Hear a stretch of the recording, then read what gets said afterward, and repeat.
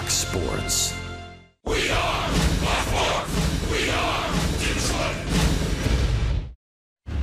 Tigers baseball on Fox Sports Detroit is presented by Bell Tire.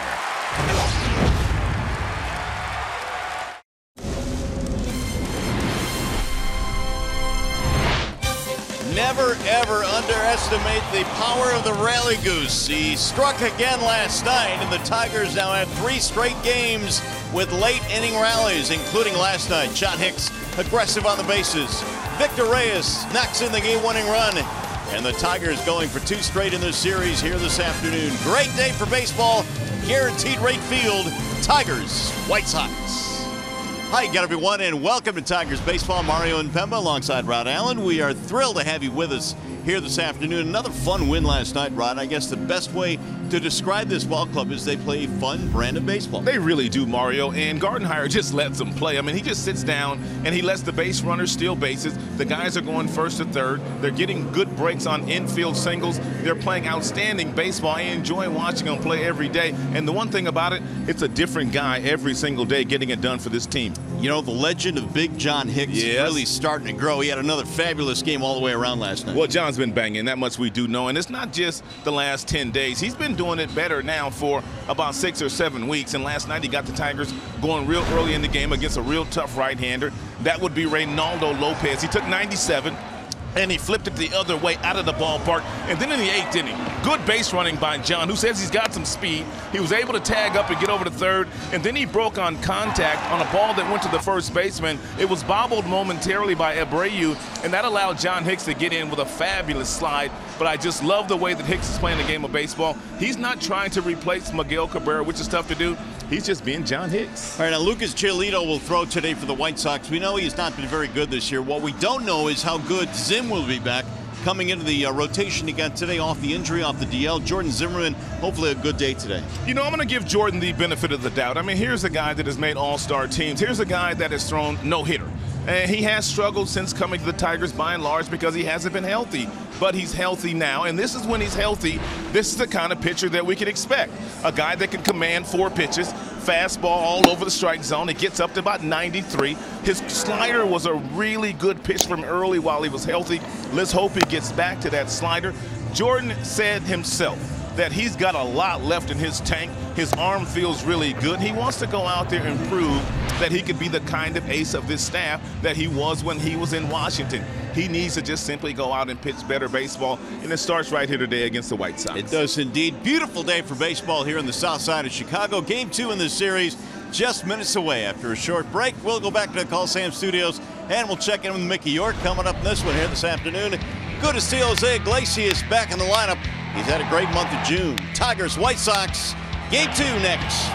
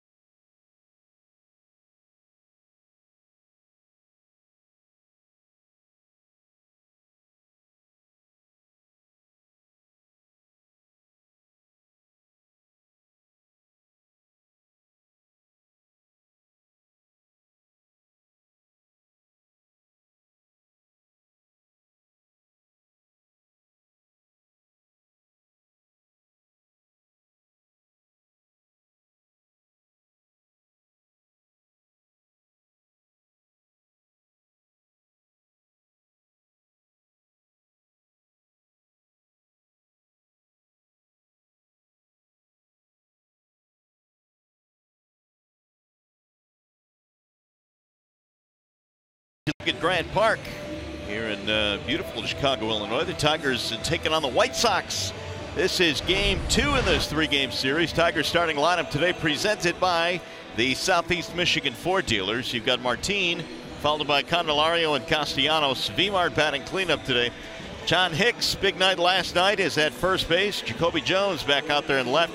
Griner, Iglesias, and Ronnie Rodriguez round out the Tigers starting 9 today. Lucas Giolito is presented by MGM Grand Detroit. Well, the Tigers are hoping that Giolito continues to struggle, and the White Sox are hoping that their talented 24-year-old right-hander gets it together.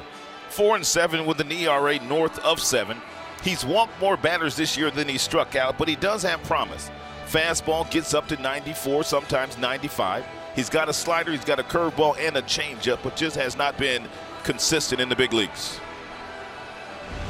Now let's take a look at the defensive alignment behind Lucas Giolito this afternoon. Thielsen, Engel, and Thompson in the outfield. Engel is an outstanding defender, great range in center field. The infield reads, they're very talented. Yolmer Sanchez. There's Tim Anderson, Yon Moncada, and Matt Davidson, the first baseman this afternoon, and Kevin Smith. Or is it Kevin Smith? Kevin Smith. Kevin Smith, thank you, partner. All right, that's how they line them up. By the way, today we are participating in the Home Run Challenge. Every home run in this game raises money for prostate cancer research. Since June 1st, nearly $2 million have been raised in the challenge. You can pledge by going to homeRunChallenge.org. All right, great day for baseball. Here we go. Tigers trying for another win. They have really done well against the White Sox this year. Lucas Giolito goes to work, and the first pitch is drilled in the air to center field, right at Engel, who has to make a sprawling play, but hung on. When you see a center fielder act the way that Engel acted on this ball that was coming at him off the bat of Leonis Martin, who absolutely scorched it, the ball is knuckling. He barreled it up so nice. That ball is knuckling on Engel, and you could just tell once that ball starts to get to him, it's almost like he's catching a knuckleball. Well, he was able to hang with that one. It got a little scary for him out there.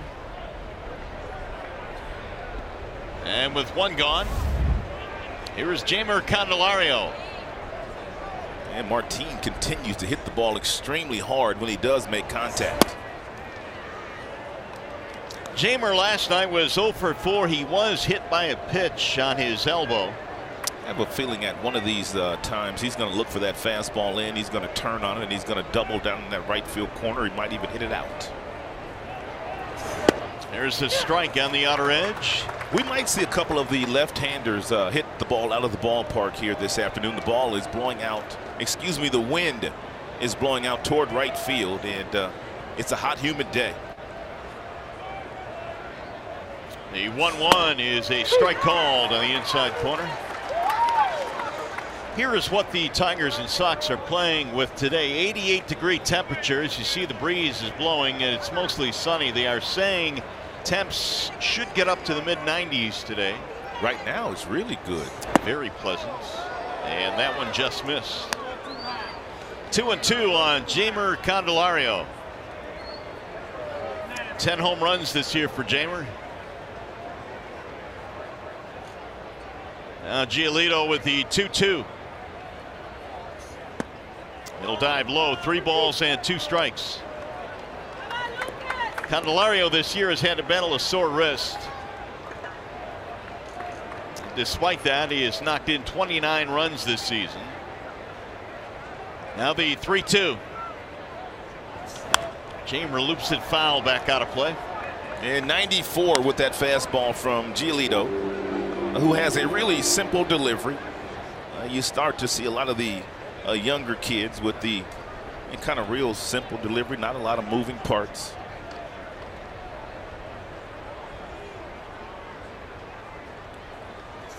Chambers skies it in the air toward left field, hit pretty good. Thielsen going back right in front of the warning track, 2 gone. By the way, if the Tigers combine for 3 or more home runs in this game, bring a copy of the Tiger box to a participating Arby's location tomorrow and get a free small order of curly fries. We're talking to Ron Gardenhire yesterday, and Gardy was saying that the ball really starting to fly out of this ballpark now. During BP yesterday, balls were cruising out of the park. And Tigers already with a couple of outs made in the air so far this afternoon. Nicholas Castellanos now with 2 outs. It's funny when you come to this ballpark in the summer, Rod, it can play more like a pinball machine a lot of times with the way the ball flies here. Yeah, you're never out of a game here. That much we do know. We've seen some wild, wacky games that start out as pitchers' duels end up with a lot of offense. Now the 0-1. Popped him up. Right side of the infield. It's going to be Moncada. That'll end the inning. It's a 1-2-3 first for Lucas Giolito.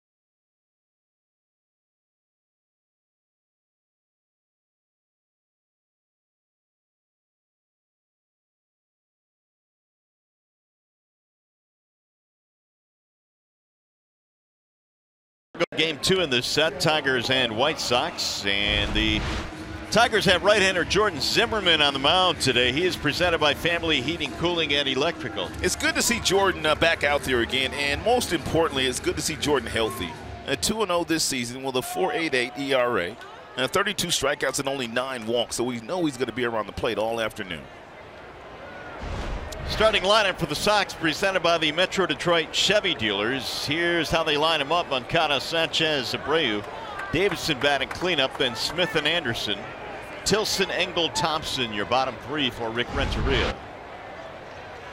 Zib goes to work, and he'll deliver a strike on the outside corner. And Jordan made a handful of rehab assignments down in the minor leagues before pronouncing himself healthy and ready to go again for this start this afternoon.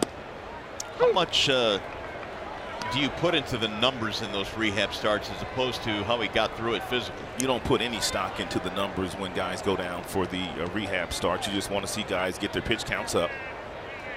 The guys would like to be effective, but that's not the main concern. You want guys to be healthy, and you want guys to get their work in. You want them to get all their pitches in, and most importantly, of course, you want guys to be healthy when they leave their rehab starts. Here's the 1-2. So Zib goes today, and it looks like Liriano will have to make a rehab start tomorrow with Toledo. Getting healthier. Right, which is cool. Important pieces of the 25-man roster as well, starting pitching. Veteran starting pitching. Guys that can eat up some innings. And he ate up Moncada there, strike 3 called. Real nice fastball there thrown by Jordan Zimmerman. He painted at about 91-92 on the outside black, right at the glove of Grayson Griner. Can't make a better pitch with 2 strikes. Mike Fiers made 1 bad pitch last night, and I'm not so sure it was a horrible pitch, but Narvaez hit it over the wall. Yeah, there are times where you can make that same pitch and get away with it, but last night wasn't the night. Tigers eventually went on to win the game, so I'm sure Fiers was cool with the overall result. How many times do you see that pitch just yanked foul, way foul? Or popped up. Or popped up. Ball outside, 1-1 on Yolmer Sanchez. Especially on the first pitch of an at-bat. That was the first pitch of the at-bat. A split finger changeup that Narvaez hit out of the ballpark. 5 1/3 for Flyers last night. The whole thing with Jordan Zimmerman that he was doing at the beginning of the season, and it started in the spring training, he's working with a much better pace this year than he had in the previous 2 seasons. And he's on the attack early here this afternoon. That is 9 pitches now from Zimmerman, and the White Sox have yet to swing the bat. Count has gone to 2-2 on Yolmer Sanchez. That's kind of odd against him because he's a strike thrower. Slap foul down the left field line. I mean, historically, this guy has walked fewer than 2 batters per 9 innings. His strike rate is above 70% in the major league, so it's surprising to me that they're taking so many pitches early. Well, Moncada took 1 too many and struck out looking. Sanchez waiting on a 2-2. Lifted out of play. Here's where Zim needs to eliminate all the foul pitches. Excuse me, foul balls. The White Sox fouled off a ton of pitches last night as well. Mix in a breaking ball or something to get Sanchez off of that fastball. And it's important for Zimmerman to mix in all of his pitches here early today. The fastball, the curveball, the slider, and the changeup.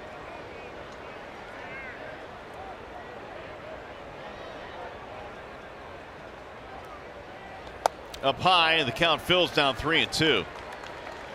Zim pitched here back in April against Chicago. Didn't go so well. 4 1/3, 9 hits, 6 runs.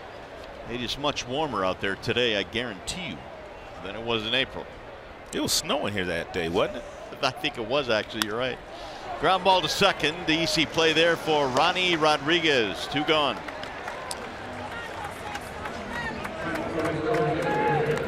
Oakland University brings you the Tigers starting defense. Jacoby Jones is back out in left field today. Victor Reyes was the left fielder yesterday. Martin in center. Nicholas occupies his regular spot. Right field, Candelario Iglesias, Ronnie Rodriguez, and John Hicks. And Grayson Griner and Ronnie Rodriguez getting the starts today. Jose Abreu is mired in a 4 for 23 slump right now. Tigers had him popping up the ball all night last night. Yeah, let's hope that they continue to slow down. And Jose Abreu, good player. Good pitch by Zim. 93 with a lot of late action on it. I don't know, partner. He looks healthy to me. I mean, it's just the first frame, but and ball has some life on it. Breaking pitches, somewhat sharp. Wave and a miss, and Abreu chases up top. Couple of strikeouts for Zim. Good start. Hicks will bat second in the second.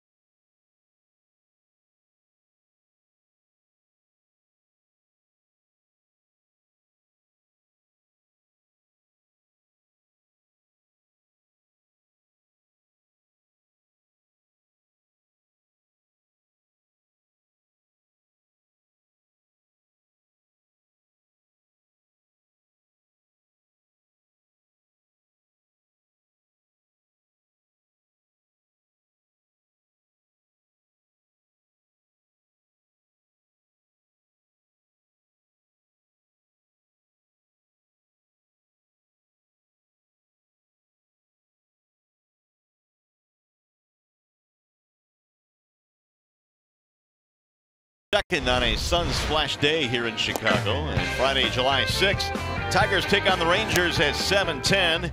First 10,000 fans 21 and older receive a patriotic picture courtesy of Miller Lite. Stay after the game for the post-game fireworks. And for tickets, go to Tigers.com. Lucas Giolito back to the hill now as we go to the second. It'll be Victor Martinez to lead it off. Martinez followed by Hicks and then Jacoby Jones.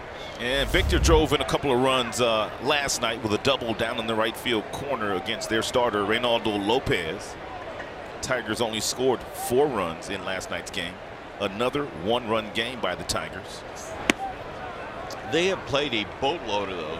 23 to be exact, and their record is a winning record, 13-10. As a matter of fact, the Tigers, man, in their last 58 games, they are 2 games over 500. They are 30-28 in their last 58 contests. So they're not playing bad baseball. You know, Gardy was talking about that, saying, you know, look at our team right now, and we've lost Miguel Cabrera, and we've had massive injuries to the rotation and the bullpen, yet we continue to be in most games, and that's what makes him most pleased that this team competes. Well, he's a good skipper. He can't give himself credit, but he deserves a lot of the credit. And he's got a lot of hungry players, a lot of guys that are really getting extended playing time in the majors for the very first time, and they're taking full advantage of it. 3-1 on Victor Martinez. Drilled into right field, base hit. I see you, Victor. He loves hitting in this ballpark, man. Over 340 in 108 games in this yard. It's now time for the DTE Energy Know Your Own Power as John Hicks steps into the batter's box. He connected last night against Reynaldo Lopez. His 6th big fly of the year, 31-degree launch angle. It traveled nearly 400 feet, and it got the Tigers rolling early.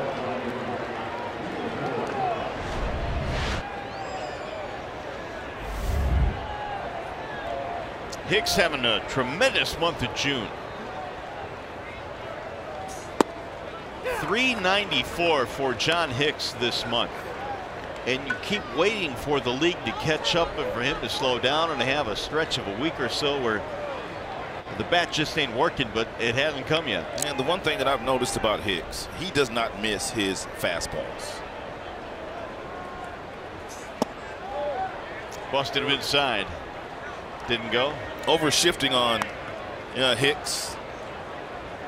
And for the most part,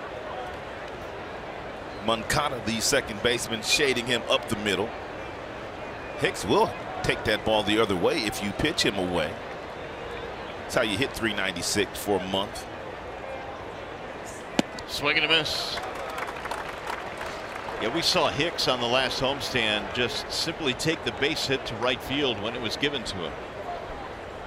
And he has rounded into a very nice hitter, batting .301 coming in. The 6 home runs ties a career high. I'm guessing he'll surpass that this year. Here's the 1-2. Swing and a miss. He chased that time. Giolito with a pitch out of the strike zone to get him. His first strikeout. This is a really nice sequence by Giolito. He finishes him off with an 84-mile-per-hour breaking ball, but that's after throwing him a fastball inside, a fastball up, and then changing speeds, getting John Hicks to swing at that ball that traveled out of the strike zone. Jacoby Jones back in the lineup today.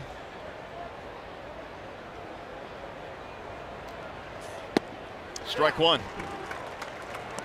I could already see by that first take by Jacoby Jones, that front side flying off that baseball. That one thing about Jacoby, he needs to concentrate on staying toward the middle of the diamond, and one way to do that is make sure your front shoulder does not fly off prematurely. Popped up first base side. Davidson is going to have room. 2 gone.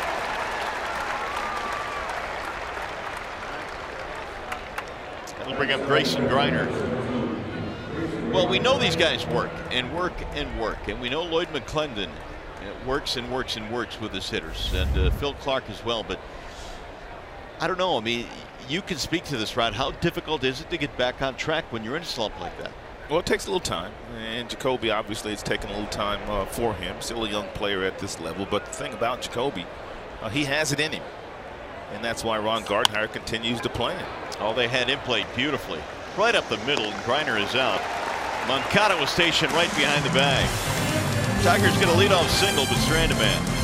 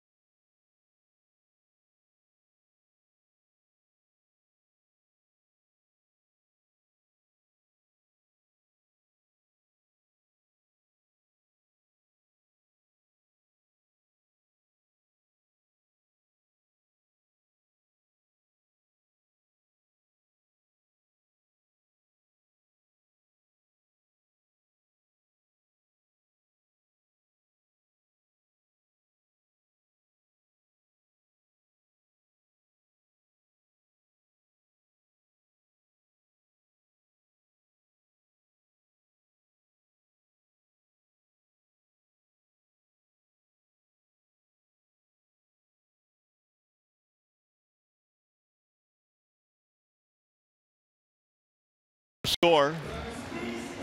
And here is Chevrolet's most dependable player. Lowest starter's ERA since June 7th. The Tiger staff at 2.77. Only the Twins have been better. Yeah, really good. And that's why the Tigers have won a few games. They still got some work to do, especially on the road, but they're getting better. You know, I was looking at the standings, Rod, and you can't help but to think, you don't want to get too crazy here, but you know, the Indians just aren't pulling away. No, they're not. And the rest of the division has really had its issues. I mean, you look at Chicago, this team has struggled. You look at Minnesota, they've not been able to gain any traction. And Kansas City is just buried in last place in the division. And with each game, this Tigers team wins. And as it inches its way toward 500 as a record, they're gaining a lot of confidence. They're getting healthier. Zim throwing the ball well here today, at least with the first frame. I love the way the ball is coming out of his hand. And Liriano due back soon.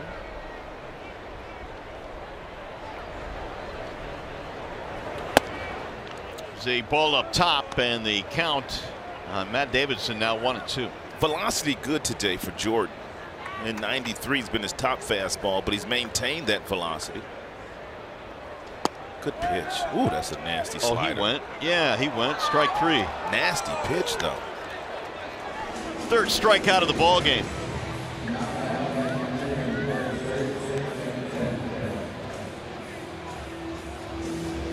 So Jordan has come out throwing first pitch strikes. He's 4 for 4, and he's fanned 3 of 4. He's good at that. Take a look at the slider, though. This is what the slider's designed to do. It looks like a fastball, but right there, the hitter starts that swing, and that ball disappears down and away on the batter, and you just can't pick it up because that's what the slider looks like coming out of the hand. It looks just like a fastball for the most part.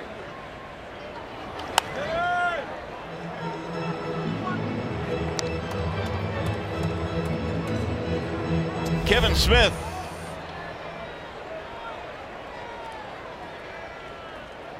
He's knocked in 3 this year. Was called up from AAA on June the 5th.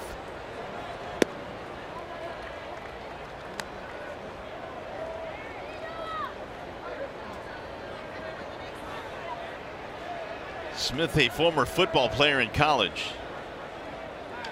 Sends a chopper up the middle for Iglesias, ranging left. Smith is out, and Zim now has retired 5 straight. What position did he play? Quarterback. Ooh. Hey, stay tuned to Tigers Live. Following the game, we'll be selecting the Fox Sports Detroit Tigers Player of the Game. It's presented by McDonald's.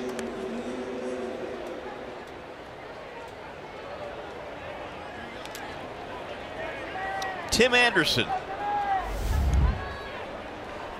You know, we're talking about Zim being hurt, but his last 2 starts prior to going on the DL, 12 scoreless innings. He only gave up 4 hits. 5 strikeouts in both of those games. So he was rolling prior to the DL stint. The shoulder impingement put him on the DL. Of course, Zim has been bothered by back troubles, by neck troubles. If they can keep him healthy, and veteran leadership in the rotation, certainly a big plus. No doubt.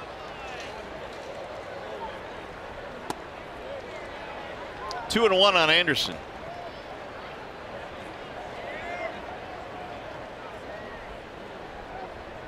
And there's those last 2 starts that we were speaking of.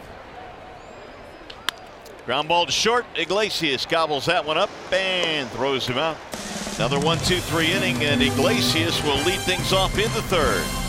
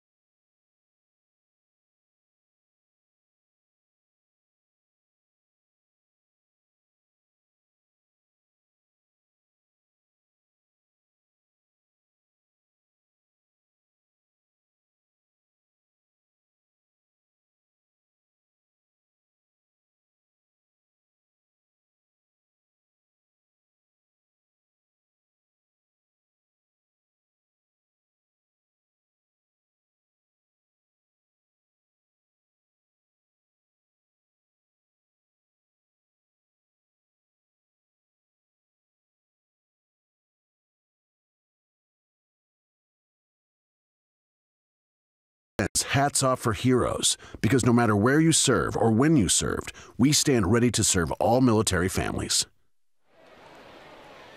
Jose Iglesias will lead things off for the Tigers here in the 3rd. Giolito has allowed 1 hit, that's it. And Jordan Zimmerman 6 up, 6 down. Iglesias followed by Rodriguez and then Martin. Giolito throws a strike in the inside corner. And Simo did a real nice breakdown on Jose Iglesias today in the pregame show, talking about how he's really shortened his swing up. He's not lifting the ball as much as he was in the month of April. In the air to center field. And then he lifts one in the air. It happens like that all the time. I was going to say, but I'll let it go. I said it. 1 gone. But the breakdown was on point because he showed a real nice shot of him, and it showed how his hands are pretty much always above the baseball, and that's when you hit line drives, when your hands are above the ball. When your hands get low and you start to pop up, that's when you get in trouble. So it was a nice job. Well, Giolito has gotten 5 fly ball outs early on in this game as Ronnie Rodriguez steps in. Free swinging Ronnie Rodriguez. That ball was at the... That ball's over his head. Look out, Ronnie. At the upper deck. Oh, man, check this out. You know what they like to say about the Latin players, though, man? They didn't walk off that island. You got to hit your way off that island. There's a foul back out of play, 0-2. Rodriguez hit for the cycle in Toledo on May 30th of this year. Then he made his major league debut the very next day on May 31st and went 2 for 4 in his major league debut. Riley holds that bat way up there, waggles it. The 0-2. Flared in the air to right field, and it's going to be caught out there by Trey Thompson. 2 gone. Tigers need to figure out a way to either make Giolito get the ball down in the strike zone so they can hit some hard line drives and put some pressure on him. And because the numbers that he's posted in this ballpark are really not good. But Mario, with every 0 that he puts up here today, he's going to gain some confidence. You got to stay on this guy. He has not pitched well this year. To say the least, he leads the league in walks with 43. They haven't allowed him to get wild yet. No, and that's the point. He's also hit 10 batsmen this year. Or batters. There's a strike. Nope, ball. 1-0. And Martin started off the game swinging at the first pitch fastball. Hit the ball hard. Right at Engel, the center fielder. And for an out.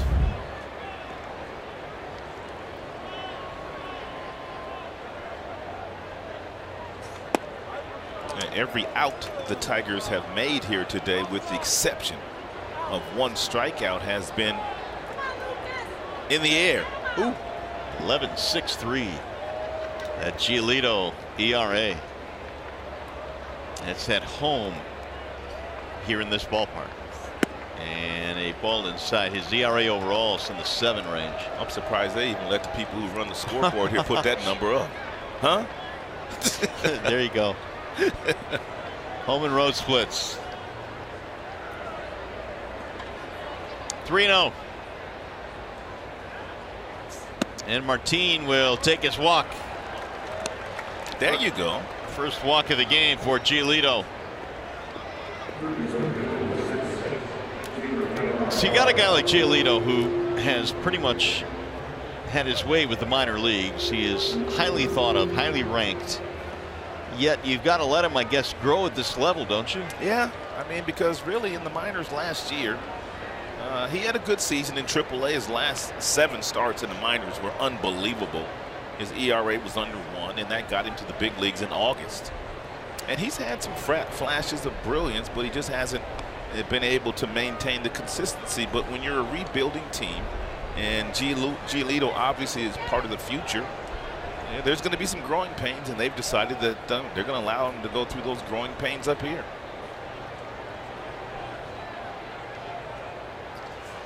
Giolito got to the big leagues last year, made 7 starts at this level, had an ERA of 2.38. So the White Sox at that point probably felt, well, there you go. One of the big pieces they got back in the Adam Eaton deal. This year's been much different, though.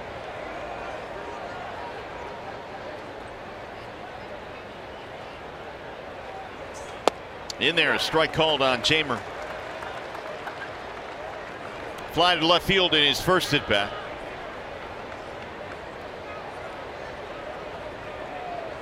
Candelario now is 0 for 5 hit by pitch in this series.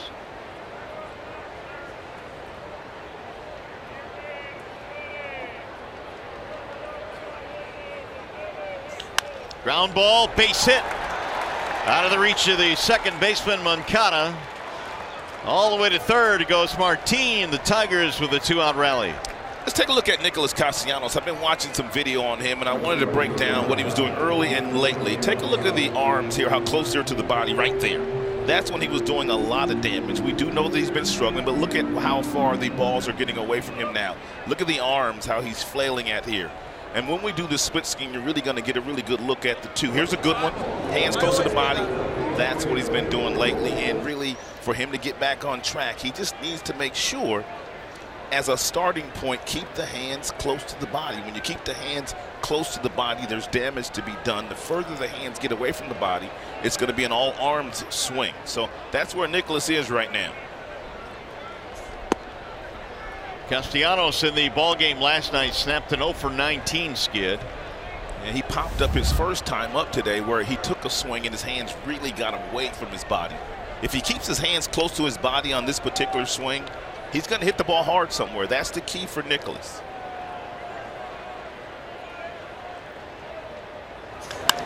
High fly ball right field and hit pretty deep. Thompson going back to the wall and gone. Look out, Nicholas. An opposite field 3-run shot, and the Tigers have the lead. Whoa, what a big hit for Nick.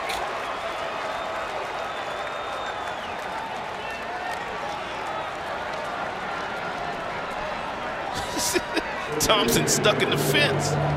Oh my goodness, he can't get out. How about this? Big old shoes.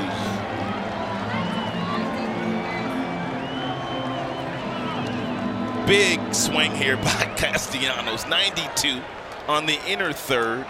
And he pulls his hands in nicely and he gets that barrel right over the heart of the plate. This is the kind of swings and that Castellanos was taking all the first 6-7 weeks of the season. And take a look at the contact point. That kind of draws it perfectly. What I'm talking about here, about the elbow and the hands being close to the body. It's beautifully done. Well, Castellanos gets his 6th home run of the year. And Thompson gets stuck in the fence. Needed some help. That is the first home run for Nick since June 1st.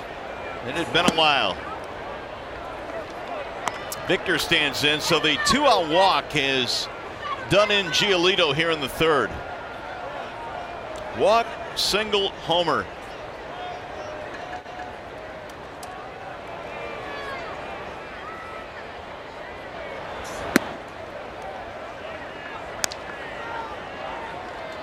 Nick only 3 home runs in this ballpark and 153 at bats, but that one was a biggie for the Tigers. And more importantly, a big one for Nicholas. The 2-0. Slap to left field. That'll get down. Base hit. Victor with his 2nd knock of the game. Victor Martinez in 108 games in this ballpark came in with a batting average over 340 in 108 games in this ballpark. Don Cooper coming out. Early session now with Giolito trying to calm him down. Well, Giolito usually gets hit around pretty good in the first 2 frames, but it's the 3rd inning of the day the Tigers are jumping on Giolito.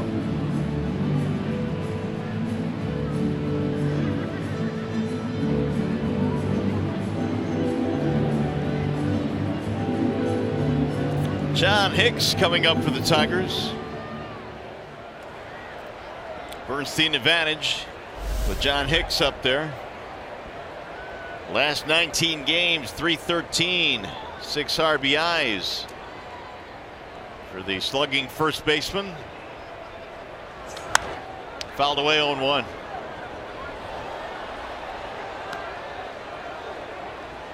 First time through the lineup, just 1 base runner against Giolito, but they have gotten to him here the 2nd time through.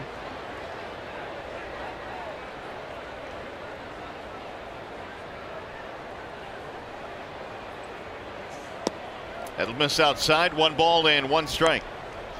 Hicks struck out in the 2nd, 0 for 1.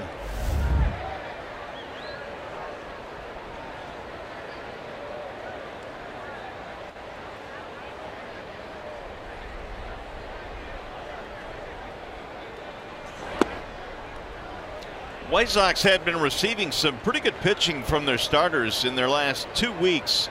ERA of 3.13. Tigers planted a 3 spot on Giolito here in the 3rd. Like they did last night, they raced out to a 3-0 lead. Missed again. 3-1. Giolito has walked 7 batters in a game twice this year. 7.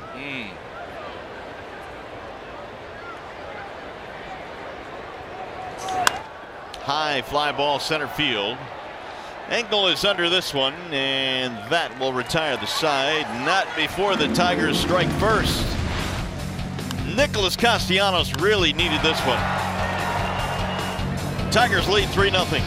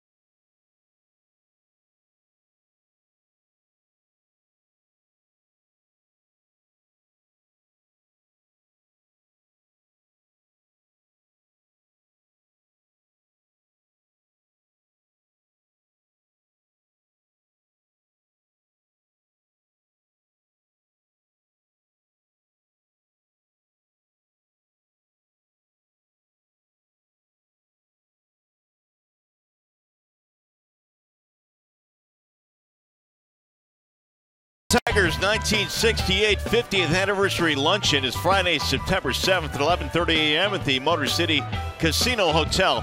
Hear from members of the 68 team, take photos of the World Series trophy, and a whole lot more. Go to tigers.com/68luncheon. If you'd like more details, Nicholas Castellanos with a 3-run opposite field homer to give the Tigers an early lead. Zim goes back to work and fires strike one to Charlie Tilson. Bottom three coming up here for the White Sox: Tilson, Engel, Thompson. Swing and a miss.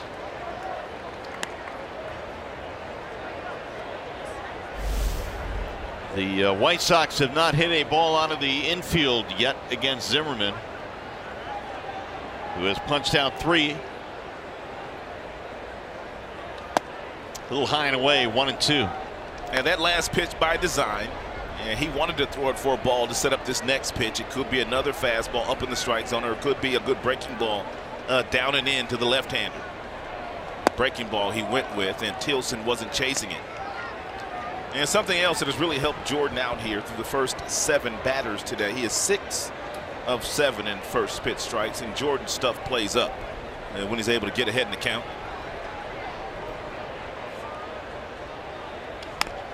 Bouncer first base side, routine play there. Hicks feeds Zimmerman for the out.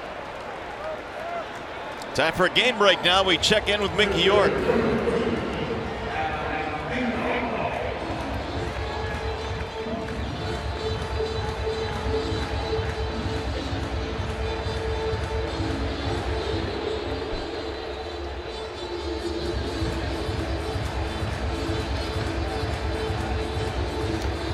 Well, the Astros in Seattle, they are hooked up in a good duel in the West. Well, it took the Seattle Mariners pretty much to wake up the Houston Astros. That Houston team, I've always felt like they were the most complete team in the big leagues. Back in first place in the American League West, Adam Engel bats only .217 and fouls this one back out of play. Engel is a tremendous defender, though, and that's the reason why he's in there. If he can ever figure it out with the bat, get to 250, 260, he's going to play in the big leagues a long time. He is a well above average center fielder, well above average. Hit tool is not caught up yet, though. He is 3 for his last 23 right now. Had a big at bat with the bases loaded last night, grounded out late in the game. You know, I was just making mention of the fact that Jordan's stuff plays up when he's able to get ahead of the hitter.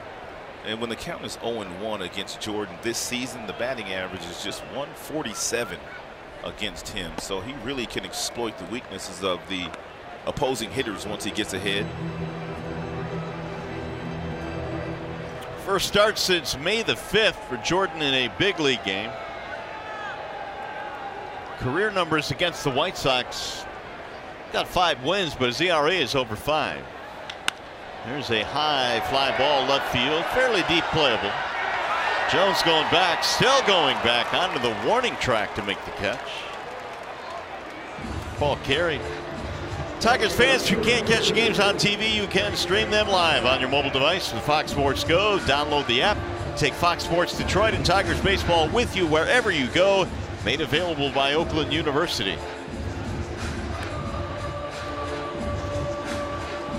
2 away here in the 3rd, and Zimmerman has retired 8 straight to start this game. Here is Trace Thompson. I'm surprised that the White Sox are taking as many first pitch strikes as they're taking today. There's either one of 2 things going on. Either they're looking for him to be wild, or he's got great location. Martin started back and then had to come in to make the play, and it's a 1-2-3 third. 9 up, 9 down for Zim. Tigers baseball presented by Bell Tire.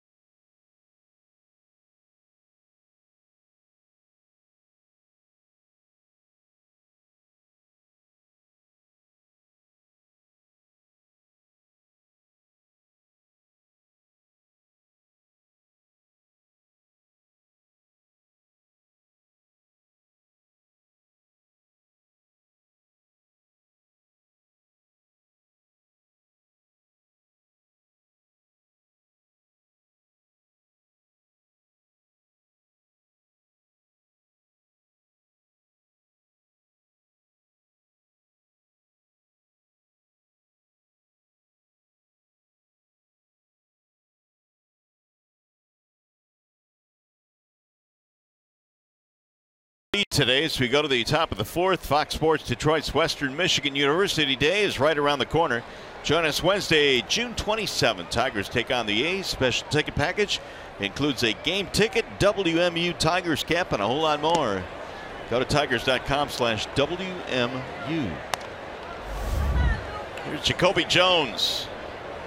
Jones, Griner, Iglesias. Tigers lead on the home run by Castellanos.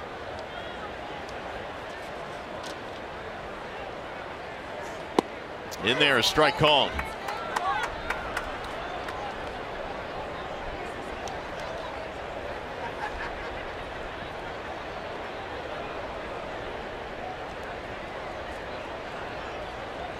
Jacoby popped up in his first at bat. 1-2 now on Jones. He has hit safely in his last 4, including that big home run on the last homestand to give the Tigers a comeback win.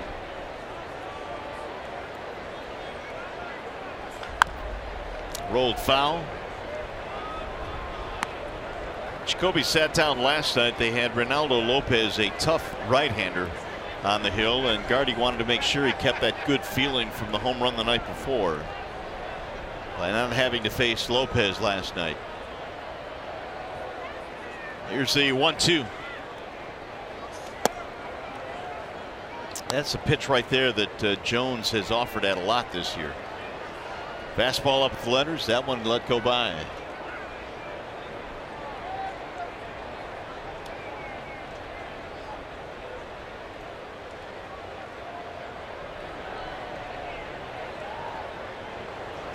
Swing and a miss.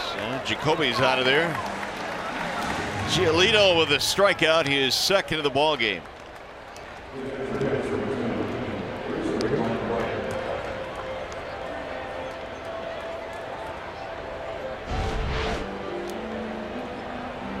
Here's Steve Little, bench coach for the Detroit Tigers. Actually helped out Jacoby Jones a couple of days ago before he hit that home run. Had a really nice conversation with him, and we took some video of that conversation at the time. And I was talking to Steve Little yesterday, and I was asking him, well, what did you say to Jacoby? He gave me the analogy, Mario, of going to church, he said, and like putting a little bit in the kitty every day, putting a little bit in the plate every single day. Just put a little bit in the plate. Just drop a little bit in the plate. Don't try to do too much.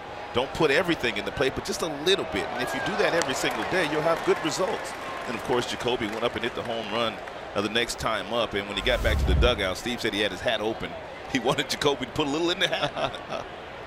Sometimes a simple analogy like that can help you for the moment. It also shows the kind of impact the coaching staff has. I mean, these guys aren't just sitting there in the dugout and watching the game and making decisions. They are molding these guys as the season goes on, especially the young guys. Yeah, and Lloyd McClendon really didn't have any words for Jacoby, nor did Phil Clark, the hitting coach, the other hitting coach. But it took something as little as Steve Little, the bench coach, with that conversation to just get Jacoby out of his own way and get him back into the moment. And that's just trying to do something to help your team win a game. 3 strikeouts now for Giolito. That'll bring up Jose Iglesias. Fly to center field back at the third, 0 for 1.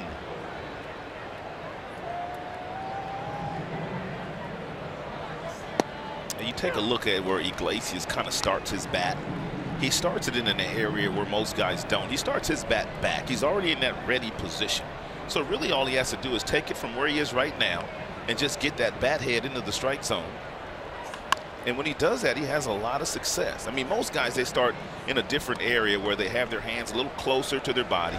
And what they do is they take their hands and they move them back. You can see his hands really don't move. They don't really separate. He doesn't walk away from his hands, is a term that a lot of guys use, a lot of hitting coaches use, walking away from your hands. His hands don't move. Chopped up the middle, Anderson on the charge. And Iglesias is out. 1, 2, 3 for Giolito. We'll go to the bottom of the fourth.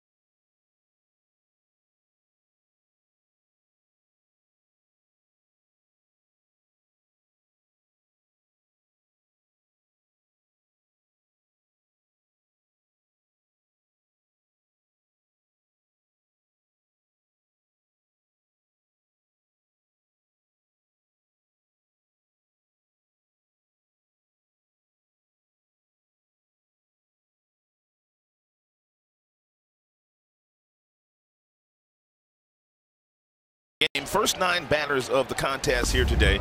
Zimmerman has gone 8 of 9 in first pitch strikes. His fastball, he's working all 4 quadrants of the strike zone. Then once he gets ahead, his breaking ball, the decrease in velocity has been from 93 to about 83, 84. And boys, he kept him off balance. He's thrown some outstanding pitches so far today. Zim back to work here in the 4th inning. He's got the leadoff man, Yoan Moncada, up there. Struck him out in the 1st inning, and Moncada fouls it away.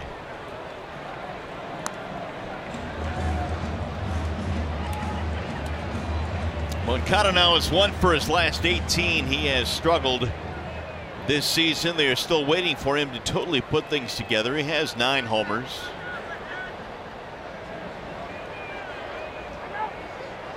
And Chicago White Sox had a pretty high draft choice just a couple of weeks ago, just like the Tigers did. And they drafted the infielder out of Oregon State, Nick Madrigal, the youngster that stands about 5'6", 5'7". They weren't going to pass on him. Moncada is still very highly thought of. Was the centerpiece in the Chris Sale deal a couple of years ago. So they're hoping his future is as bright as they think it will be. But Rick Renteria a couple of days ago just told him, look, you just need to be yourself. Don't worry about what other people are expecting, what other people are saying you should be.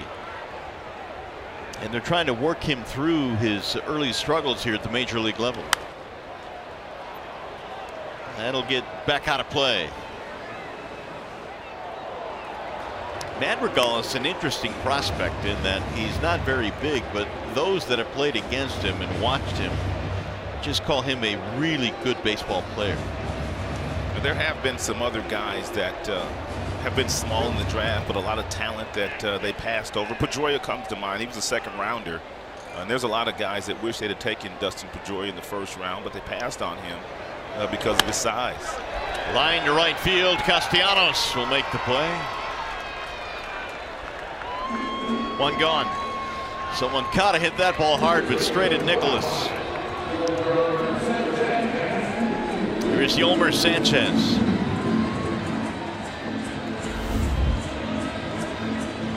You know, Altuve has shown people that you don't have to be big in stature to be an MVP. Oh, no doubt about that. How about David Eckstein back in '06 was the MVP of the World Series against the Tigers. I can't ever remember a player that got more out of his talent than David Eckstein. Agreed. He was a joy to watch. He really was. Stood about 5'6" in that area. Didn't have a great arm, didn't have great speed, didn't have great power, but yet this guy played a long time in the big leagues, and he was a winning player. 0-2 on Sanchez.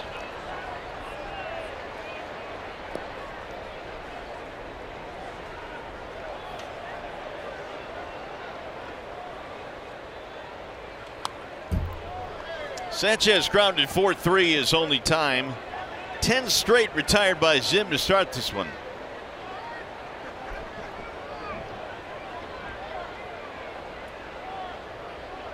And really not too many hard hit balls either. Swing and a miss. Sanchez out of there. Griner will throw him out to complete the strikeouts. Well, Menards brings you the big money encounter as Jose Abreu comes strolling in. 10 or more homers, 25 or more doubles, 40 or more RBIs, fewest team games to reach that in a single season. Abreu's done it in 67 games. Old Zeke Bonner is on that list. Maglio on that list as well, and the Big Hurt. And Frank Thomas also on that list. Zim struck him out in the 1st inning. 4 strikeouts in the game now for Jordan.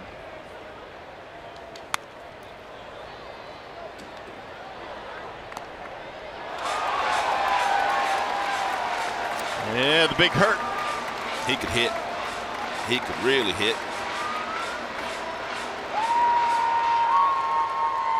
He went to Auburn.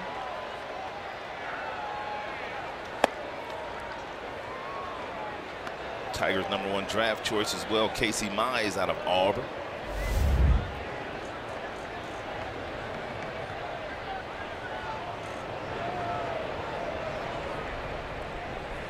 1-2 on Abreu. Lifted in the air toward left center field. Martin coming over, so is Jones, and Leonis makes the catch. It's another 1-2-3 inning for Zim.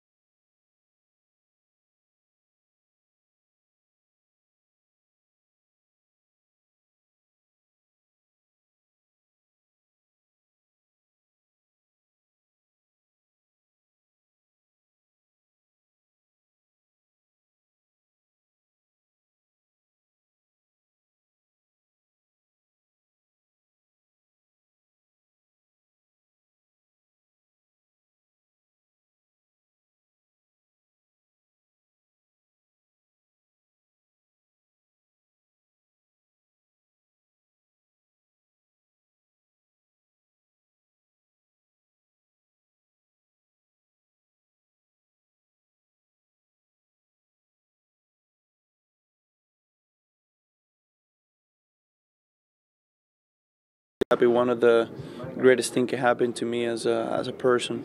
You know, made it and becoming an American citizen was one of my dreams. Extremely happy.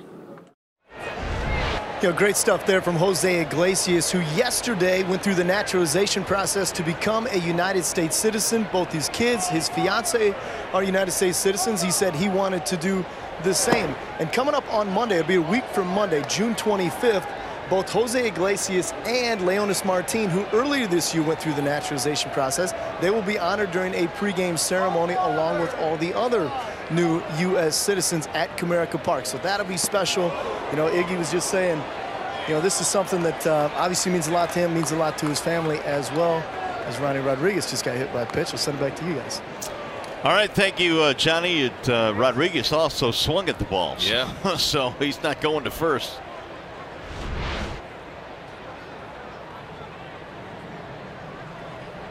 Goodness, Ronnie. Well, you talk about a free swinger. Oh, my goodness. Even when he gets hit, the 1-1. It's funny, though, because he takes that left foot and he steps down toward third base. And so he's hoping the ball is inside. And if it's inside, he'll hit it hard. But if it's away, might have a difficult time of getting to it. Watch that front foot. He takes that thing and really clears those hips out of the way.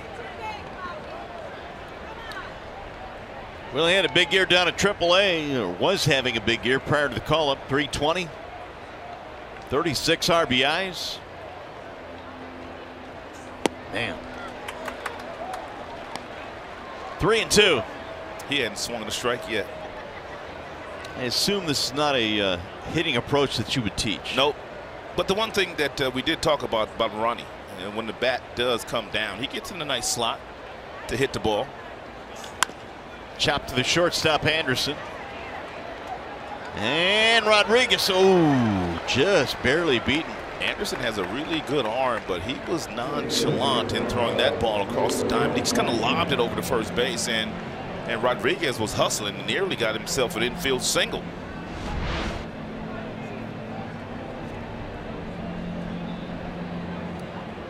Yeah, it was out. Stu Sherwater was right on the play making that call. Meanwhile, after the home run by Castellanos, Giolito has settled in. Here is Leonis Martin. Alan Trammell probably was the best shortstop that I've seen at grabbing the ball at the shortstop position. and getting that base runner by 1 step every single time. It didn't matter who it was, how fast he was. Tran was so consistent and he was so accurate with his arm. He knew when to let it go. He knew when he could just lob it over there, but the guy was out by 1 step every time. High fly ball. Right center angle coming over. And Martinez out 2 away. Martinez is starting to lift some balls in the air, and that's when he gets himself into trouble. Martin, excuse me. Here is Candelario. And Candy kept the inning going back in the 3rd frame. And with 2 outs, he got a key base hit, which brought Nicholas Castellanos to the plate and for a 3-run homer.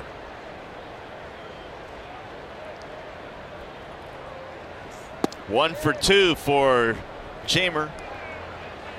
Giolito now has 8 fly ball outs already in the ballgame. He's getting frustrated about being pitched inside all the time. As a matter of fact, on that last delivery by Giolito inside, he tapped his left elbow where he was hit yesterday, and he was talking to the catcher Kevin Smith. He's probably telling Kevin, don't hit me again. Because it doesn't feel good. No, he got hit by Lopez last night with about a 97-mile-per-hour fastball. He's up in the count, 2-0. 3-0. You know, we talk about the struggles that Giolito has had with his control this year and all the walks. I wonder how much being 6'6" has part of that. It can be. I mean, there's been some guys that have the large frame that have difficulty repeating their mechanics and their delivery. And you usually hear that with guys that are pretty tall in stature. That's why they have this little simple delivery that most of the big guys have, where they just take one little small step. Their hands don't move very much. And a lot of the pitching coaches teach this because they feel like it keeps the bigger guys, the taller guys, in line. Not working for Giolito, though. 2-on walk. If you missed Nicholas Castellanos in his last plate appearance, he got himself a really good fastball. It was 92. It was on the inner third of home plate. He kept his hands real close to his body, and he flipped it out of the ballpark the way that he had been doing the first 6 weeks of the season. Launch angle was 34 degrees. Exit velocity was over 105 miles an hour.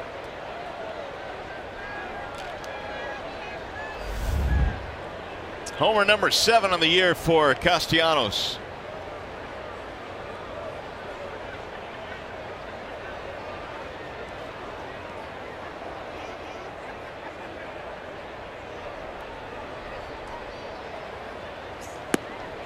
You know, for as much as they've slowed down Nick the last week and a half or so, he came in still 3rd in the American League in hits. And a legitimate shot of making his first All-Star team this year, representing Detroit.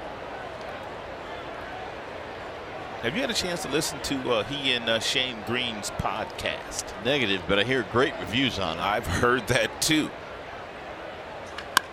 Belted down the left field line.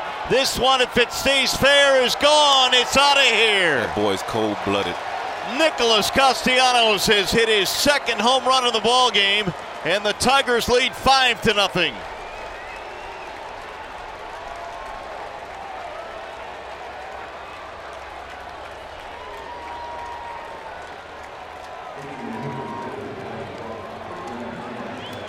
Talk about busting out of a slump. His first homer today came on a 92-mile-per-hour fastball. He flipped the opposite way. This time he gets a hanging breaking ball at 83, but the whole key here is the hands stay close to the body. And when he catches it underneath, he drives it out. There's going to be a high launch angle on that swing as well once we get those numbers. He pointed to the dugout. I got you, boys. Jump on my back today. Jump on my back. For the 2nd time in this game, a 2-out walk causing Giolito trouble. He walked Martin in the 3rd, which led to the 3-run homer. And now Candelario here in the 5th, which led to the 2-run homer. Yeah, Gibby took Nicholas Castellanos and picked the stick today too, man. He's racking up some points today. He's coming on now. You know Gibby's at the crib watching too. Vimar 2 out of 2, couple of singles. See, that's just really good hitting. After hitting the homer the opposite way his first time up on a fastball. Nicholas kind of had in the back of his mind that if he was going to make contact again today, it would not be a fastball. Breaking ball, good swing, didn't jump out of his shoes, and the result was outstanding.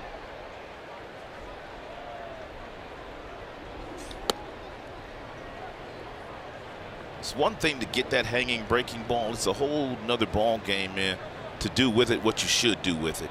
Not get over aggressive and pop it up because you're trying to hit a home run. The 5 RBIs ties a career high for Nick. He's done it 5 times. Spoiled back out of play. Has Nicholas ever had a 2-homer game? Once. Maybe more than that. I know he has.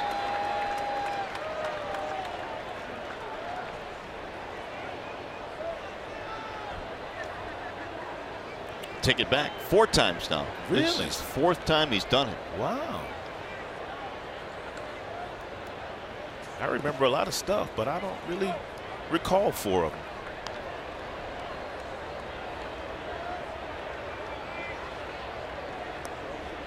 So the RBI total now is up to 39 for Castellanos.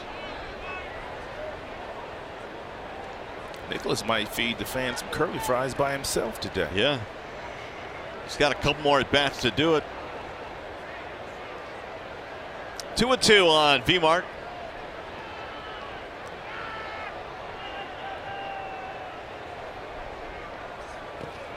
(3-2). So Giolito had retired 6 in a row, then the walk to Candelario and the homer by Castellanos.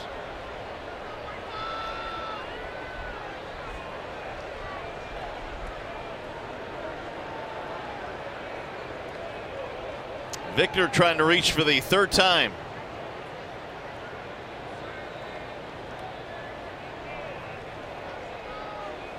Swing and a miss. That'll end the inning. Tigers grab 2 more though as Castellanos goes deep again. First one to right, this one to left. 5-0 Tigers.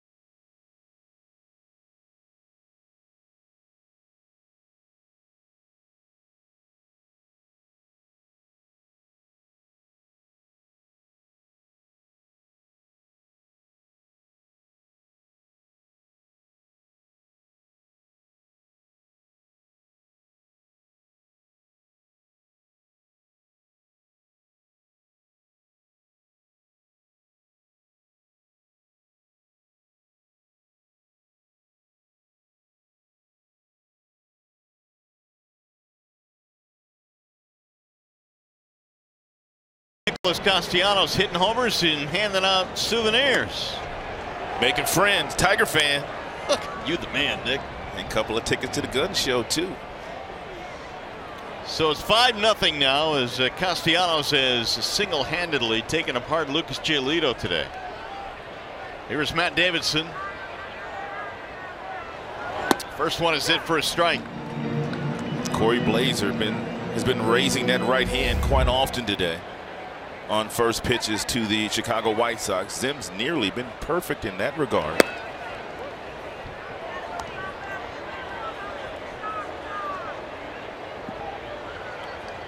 Zim 4 straight 1-2-3 innings, the 4th time in his career that he's retired the first 12 batters in order.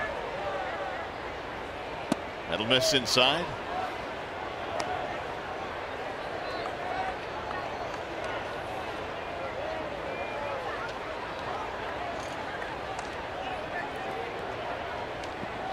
Five runs on 5 Tigers hits, no runs, no hits for the Chicago White Sox. 2-2.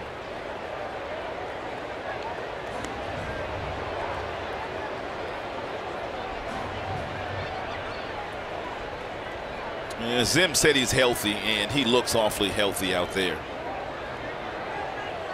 Feels like he still has a lot of baseball left in him. And really, Mario, even though Zim's with the team a lot, man, you really can't add a lot to the younger pitchers if you're not performing, if you're not playing. The guys just really have a tough time of, giving advice to the players when you're just not out there doing it yourself. So it's good to see him out there healthy, because he has a wealth of wisdom to pass on to some of the other members of the starting rotation, and even the hitters for that matter. Tigers been able to stay afloat despite the injuries to Zim and Liriano. That'll miss outside, 3-2. Sharp break with that 88-mile-per-hour slider.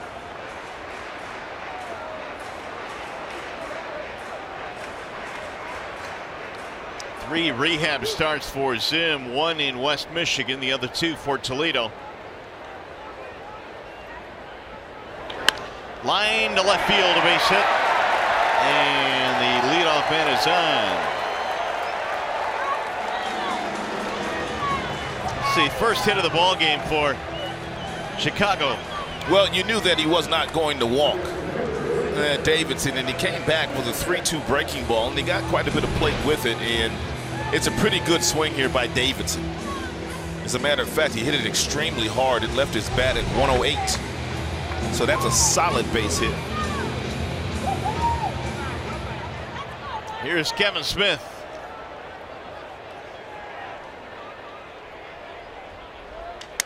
He'll loop one to right field, and that's going to drop. Base hit. So after 12 in a row, we're retired. Now back-to-back singles for Chicago.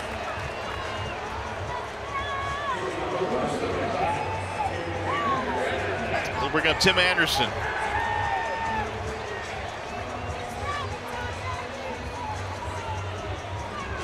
Hits on back-to-back pitches. Yeah, just settle back in and make a quality pitch to Anderson. We've talked about Anderson. He's got a quick bat. He has the ability to hit the ball out of the ballpark if you make a mistake. He's got 11 home runs, but if you get ahead of him and then you go down at the bottom of the strike zone, you can get some weak contact. Jordan needs a ground ball here. Needs a double play. Most of his outs have been in the air today.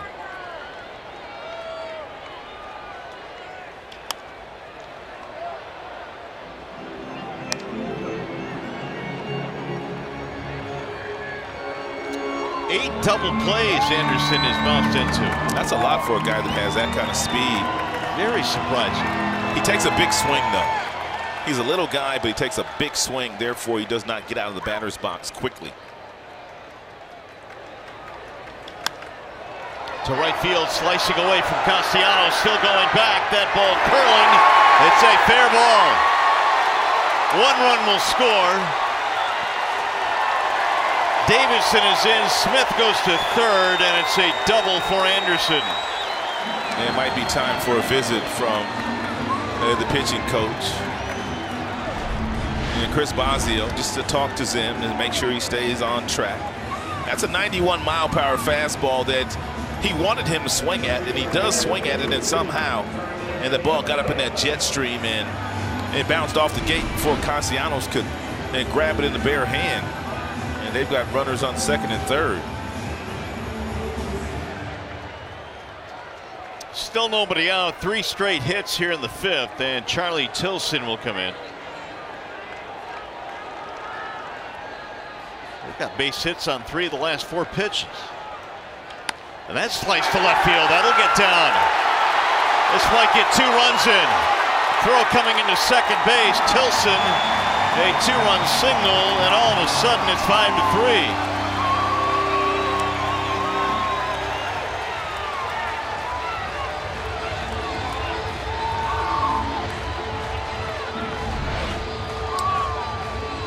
Tilson up there, first pitch swinging. It looked like he got himself a breaking ball or a cutter. The ball was over the heart of the plate, and he just flipped it the other way for 2 RBIs.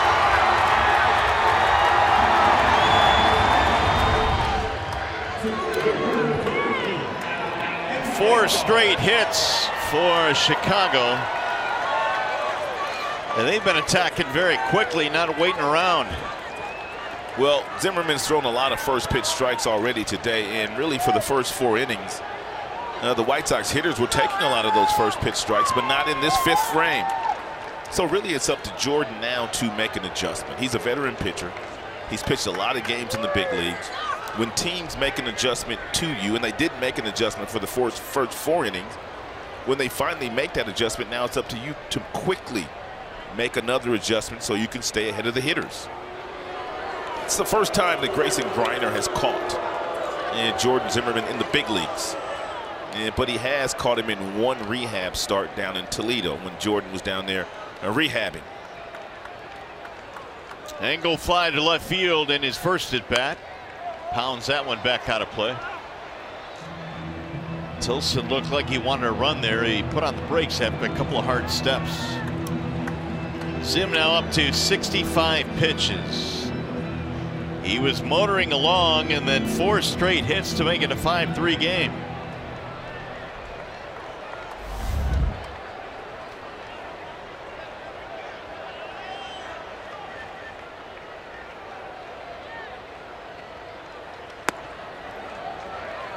Yeah, this White Sox team, they run a lot. They steal a lot of bases. And it looks like Tilson is getting antsy over at first base, like he wants to steal. So Jordan needs to make sure that Tilson over at first knows that he hasn't forgotten about him. Nice job. Sox came in leading the major leagues in stolen bases. There you have it, 55, one better than the Nationals.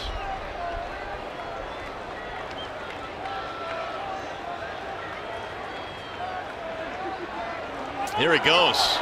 Now he steps off, throws to second, and he's safe. Ball is dropped. It's a hard slide by Tilson, who was picked off. It took Jordan a while, and before he realized that, then he had to fire the ball to Ronnie Rodriguez. And the slide was so hard and so violent by Tilson that he jarred the ball loose with his slide. He had him out. In the hard slide, it jarred the ball loose. Kicked it right out of the glove. Engel now with a chance to drive in a run.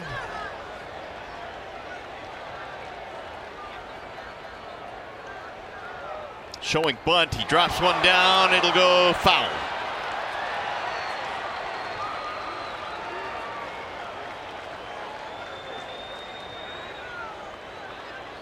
Engel trying to utilize his speed to keep it rolling, but he just curled that one foul. Well, believe it or not, the Tigers now have some action in their bullpen. It looked like Zim was going to be around a long time today. Still may if he can shut this rally down, but Verhagen's starting to warm up.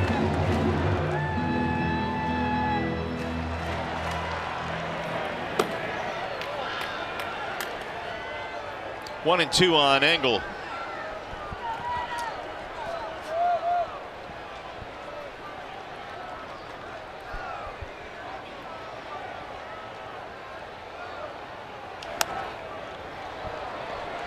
Should get back into the seats. Hicks runs out of room. That ball out of the strike zone. Engel chased that one. And Jordan tends to have a little bit of a spike in the damage done against him the second time through. 231 the first time through. And they are currently in the second time through right now. And they've gotten 4 straight hits.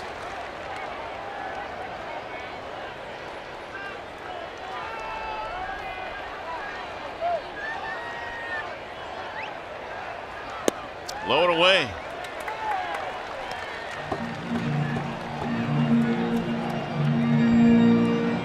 Next pitch will be the 70th for Zimmerman.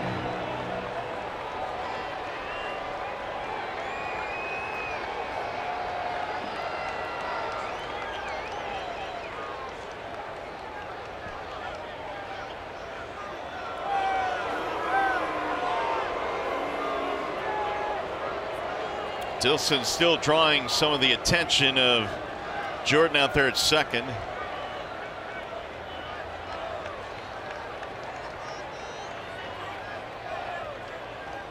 Ground ball to second base. This will advance the runner as Rodriguez throws out Engel. And we bring in Johnny Kane. Well, Marty, you guys talked about Jordan Zimmerman. You know, we talked to him yesterday. He said, you know, I'm going to pitch till they come and get me. I mean, he wasn't going to hold back, and they weren't going to worry about his pitch count. And, of course, he looked so efficient through these first 4.5 innings until we get here. But the other thing he said, and you hit on this, Rod, about him basically not being there to kind of pass on advice to some of these younger guys in the rotation. And he said, you know, when I was on the DL, you're still around the guys, but I didn't really feel like I was a part of the team. He said it's not just been a long 6 weeks on the DL, it's been a long 2 years. You know, he's been battling different injuries and things like that. There's a high drive to left field. Backing up is Jones. And this is deep enough to score the run. It'll be a sacrifice fly for Trace Thompson. And it's a one-run game. And we got a ball game now, boys. It was looking like it was going to be a laugher this afternoon, but the White Sox had other ideas. And one of the things that you and I talked about, Mario, is the fact that in this particular ballpark, you're really never out of a game because it's a really good offensive ballpark. Gardy and I were talking about that yesterday and how you're really never comfortable here. And then Gardy was kind of complaining about it as a manager. You come in here, you can't relax. And I said, well, how do you think other teams felt all those years going to the Metrodome to play you guys? Exactly. That was a great comparison. And he said, yeah, I guess he got me there. We enjoyed a home field advantage at the Metrodome. Fouled back out of play. It was a good at bat there by Thompson, who drove one deep in the air to score the 4th run of the game. And before Yon Moncada took the first pitch thrown to him by Jordan Zimmerman, the previous 5 hitters swung at the first pitch. So they clearly have changed the way that they are attacking Jordan here in the 5th inning. Driven to left field, and it's going to be caught on a line by Jones. A big inning, though, for Chicago. They get back in this game. It's now 5-4.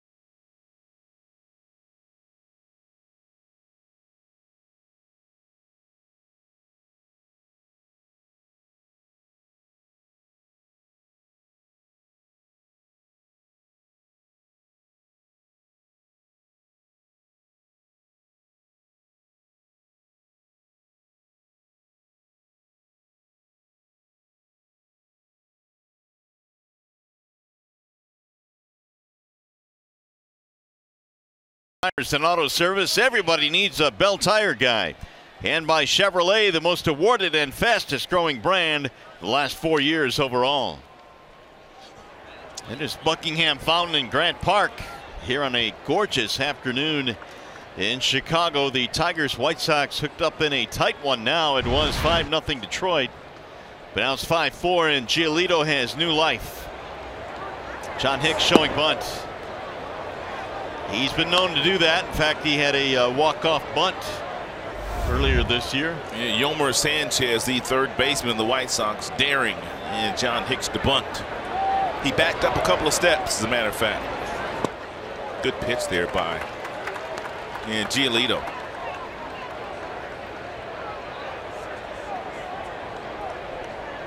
Playing to pull on the infield. 0 for 2 for Hicks. It'll drop inside. The White Sox middle infielders, Moncada and Anderson, start very deep at their respective positions. Both guys are on the grass, not on the dirt. They're on the grass right now. Analytics, man, is really just, it's just really changed the game. I mean, just in so many different areas, man. It's a different game, totally different game. Major League Baseball's becoming concerned, Mario, with the amount of shifts employed in games these days. You think so? Yeah, I mean, they're saying the game has become boring. That'll get all the way to the backstop. Tigers get a break here. A strikeout and a wild pitch. I mean, what used to be base hits, I mean, you know, you could be watching the game at home on TV and you could see a guy hit a bullet right back up the middle, and next thing you know, there's a guy standing right there. So what used to be hits, you just don't know what's a hit anymore. Well, I don't know that there's anything you can do about it. I mean, it's the way the game is progressing and shifting, and that's just all part of it. This is how teams want to play the game these days, and how the game has moved on from what it used to be. Here is Jacoby Jones. Ooh, look out. He tried to bunt. That ball came up top. Yeah, Jacoby needs to be careful. This is where he was hit in the face right here in this particular ballpark. Jacoby's also been hit 7 times this year, so they like to pitch him inside. Oh, he was hit in Minnesota. Minnesota, right.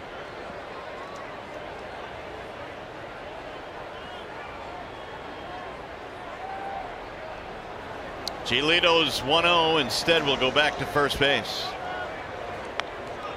Sox have some action in their bullpen. Giolito is up to 84 pitches.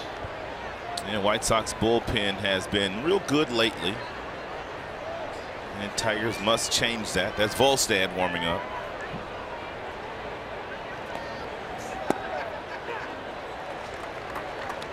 Jones, a pop-up and a strikeout.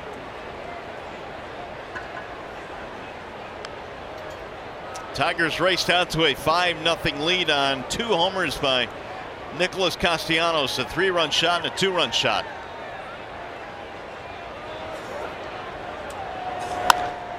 Whistled foul down the right field line.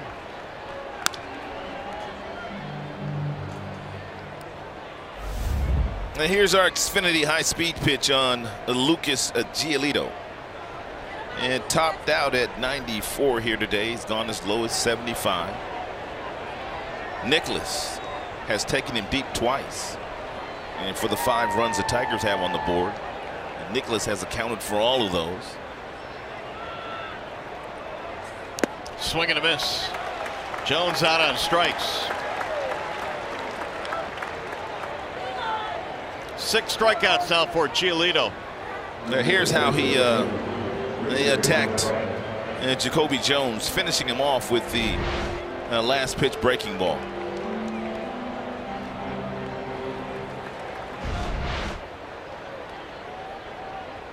Here is Grayson Greiner.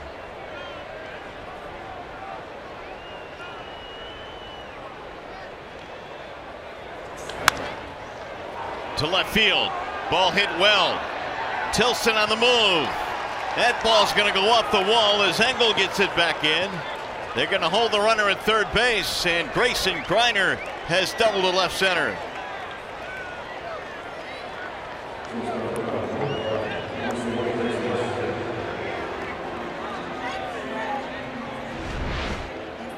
Good swing here by Greiner.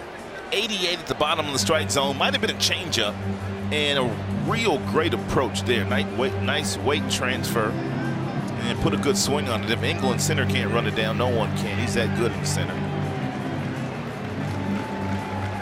Mrs. Greiner approves. It's going to be it for Giolito. Sox go to the bullpen. Volstad coming in.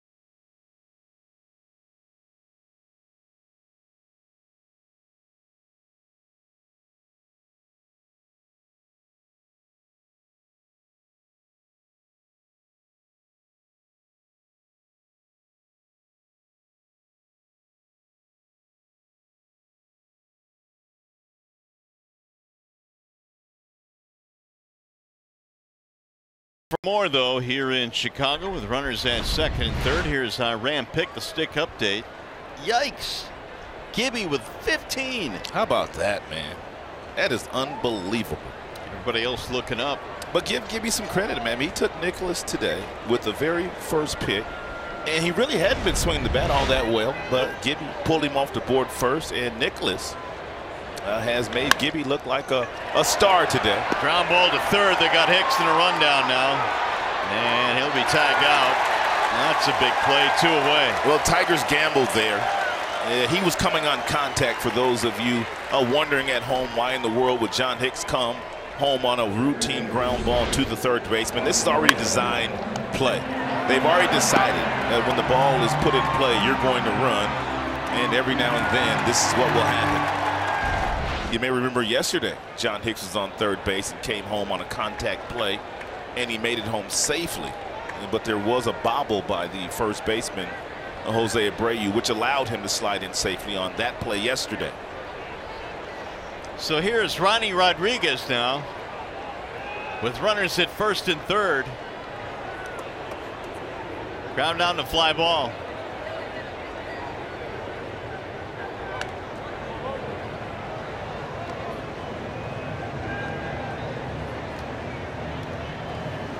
Here are the numbers on Volstad and the wall side windows pitching change.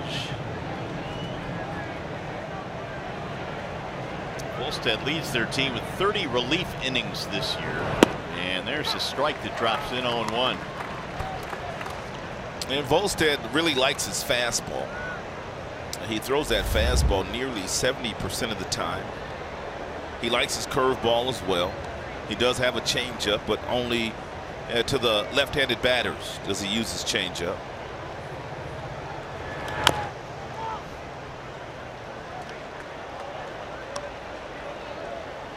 Oh, 2.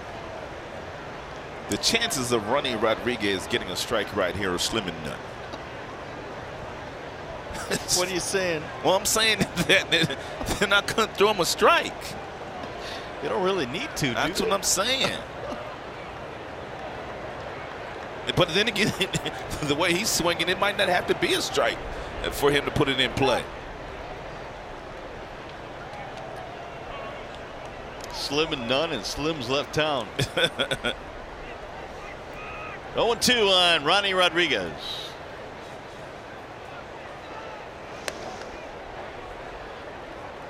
Oh, 2 counts are good counts to run in from time to time, especially when you are anticipating that a breaking ball might be coming as the next pitch.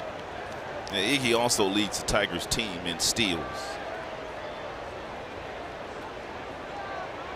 Here's the 0-2. Swing and a miss. Struck him out on a ball out of the strike zone. Rodriguez is out, and that's going to end the threats for the Tigers. We'll go to the bottom of the 6th.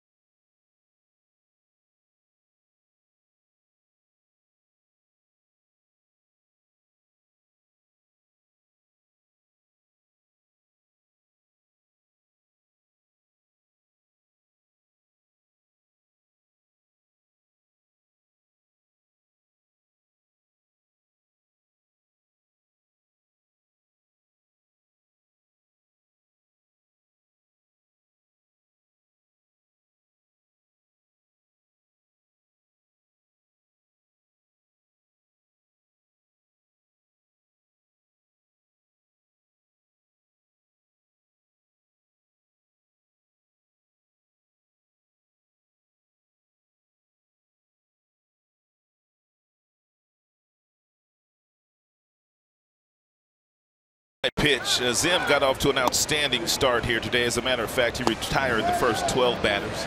Lots of first pitch strikes, but the White Sox made an adjustment in the 5th. They had 5 straight hits, a sacrifice fly included, and they were able to score 4 runs against Jordan Zimmerman. So Jordan had a nice start. Probably not going to appreciate the way that he finished the game, but he's in line to win right now. Final numbers on Zimmerman: 4 hits, 4 runs, no walks, 4 Ks. Tigers going to the bullpen now. Drew Verhagen is on. And Verhagen has made 1 start in the major leagues after he was starting down in Toledo, but most of his work the last couple of years has come out of the Tigers bullpen. And Verhagen has a fastball that will touch 96. He also has a really good curveball. He can really spin the baseball. Here's that curveball. Man, that thing's got a big break to it. Tigers with a wall side windows pitching change here in the 6th, bringing Verhagen on, and now the bullpen will try and guard this 1-run lead. Well, here's the toughest innings for Ron Gardenhire to navigate through. Getting through the 6th and the 7th, because we know the 8th and the 9th have been pretty locked down for the Tigers most of the year with Jimenez and also Shane Green. But you got to get through this 6th and the 7th. Jimenez is available today. Fly ball right field. Castellanos going back to the wall. Leaps. He can't get it. It's off the wall. This might be a triple. Sanchez on his way. He dives in with a 3-bagger. That is about the 3rd or 4th triple this year for Sanchez against us. He's got 8 of them for the year. 8th triple of the season. Ball really traveling to right field today.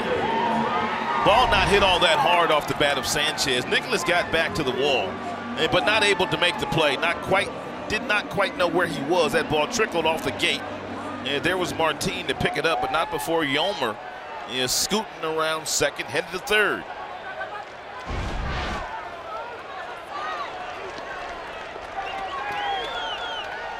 Here is Abreu now trying to tie this game up. Infield in a couple of steps. He'll look out a strike. 0-1.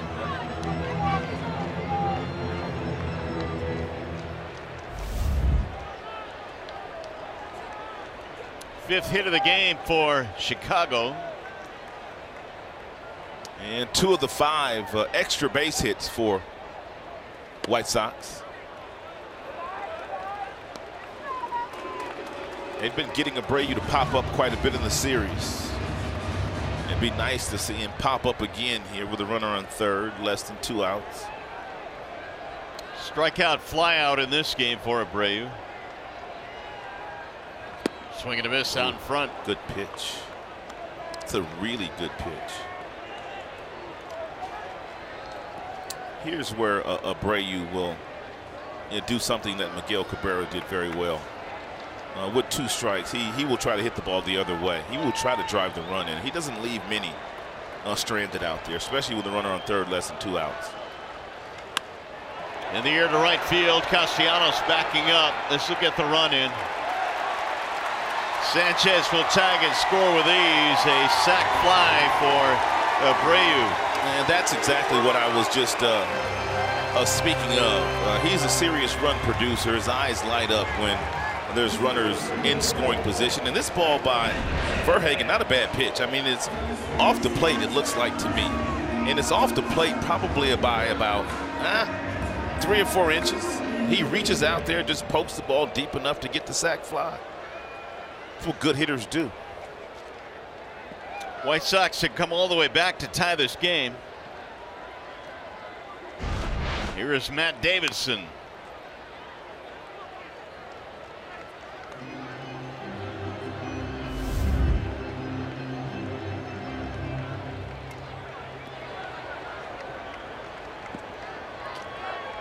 Davidson started the rally in the 5th with a single. They had 4 straight hits.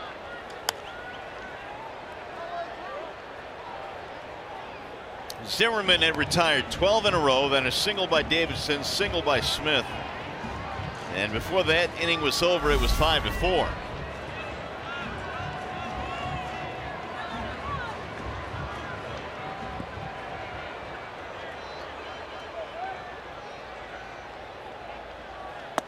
Got him, strike three. Davidson caught looking.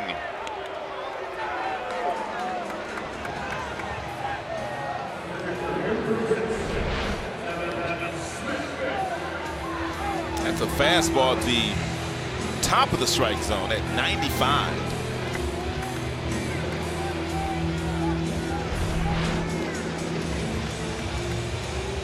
Here is Kevin Smith.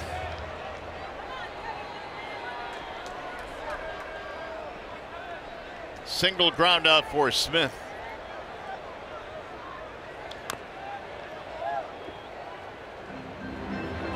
Talking about Smith playing football at Pittsburgh. He played for Dave Wanstead there. And he got a rude awakening after he gave up a pick six in a game against Michigan State as he singles to right field. Football career didn't last all that long, just a few games, but he lost a big game to Michigan State. When he got back to campus, they were killing him on social media. Really? For losing that game. And well, he just kind of turned his attention to baseball, and it's kind of worked out well for him.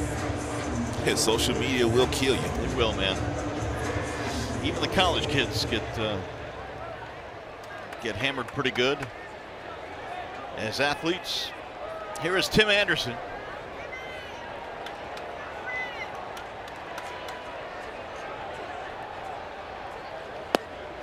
Anderson had a really good at-bat in his last plate appearance against Zim. Zim got ahead of him, and then he threw a fastball, I mean, way at the top of the strike zone. And somehow, some way, he was able to hit the ball down the right field line that bounced right a couple of inches in foul territory. Unable to hold up there.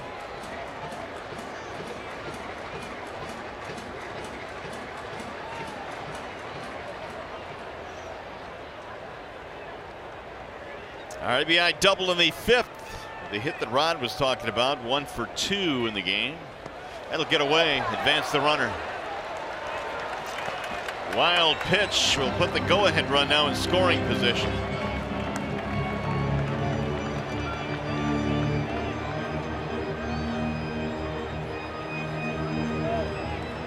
Chicago has come all the way back from a 5-0 deficit.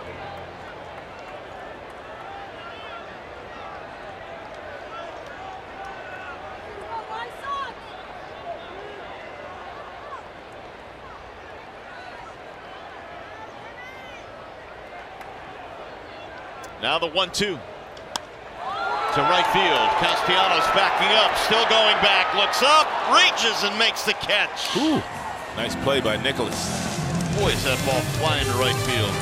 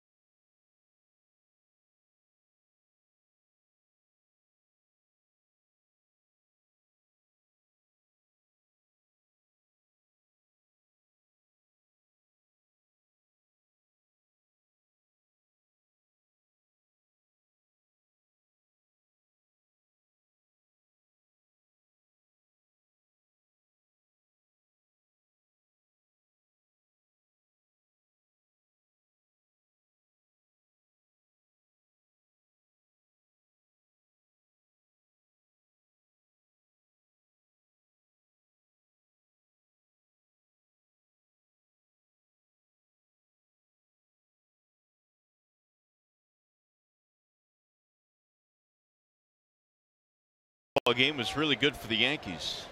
He's good most days, Severino. Now the Tigers find themselves in a tie. Wall side windows pitching change. Jace Fry is in now for Chicago. And Fry has a fastball that will top out at about 95 miles an hour. That's his four-seamer. He also cuts the fastball. He's got a slider. He's got a curveball. So he throws a lot of off-speed pitches, a lot of sliders, a lot of curveballs. There's a bender that misses inside. And he also has a changeup that he will use about 6% of the time, mostly to the right-handed batters.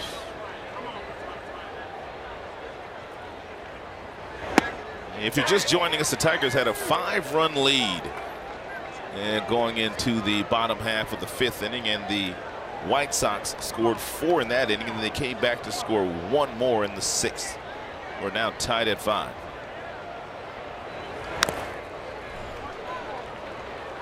One-two on Martin.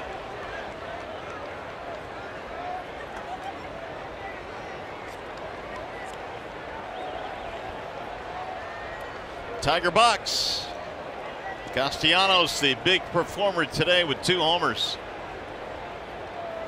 One a 2-run shot, one a 3-run shot.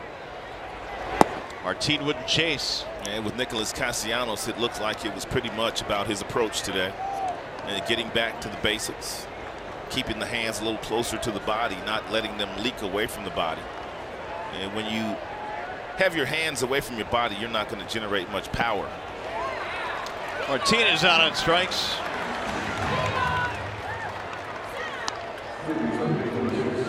Eight strikeouts for Chicago pitching.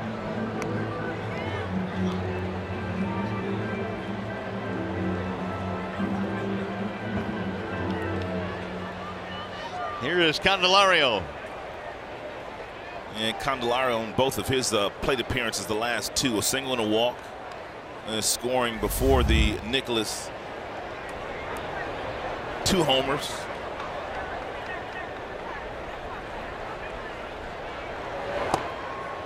Diving inside, 1-0. Fry last year, most of the year at Double-A, had a September call-up, appeared in 11 games. There's a wave and a miss.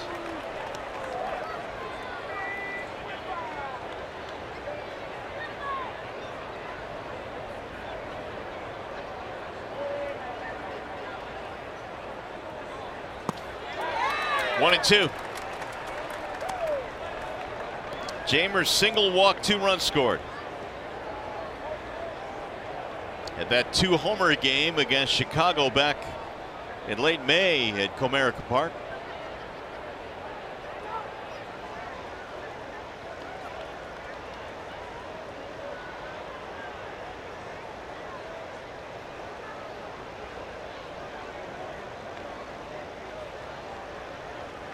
Swing and a miss. He struck him out.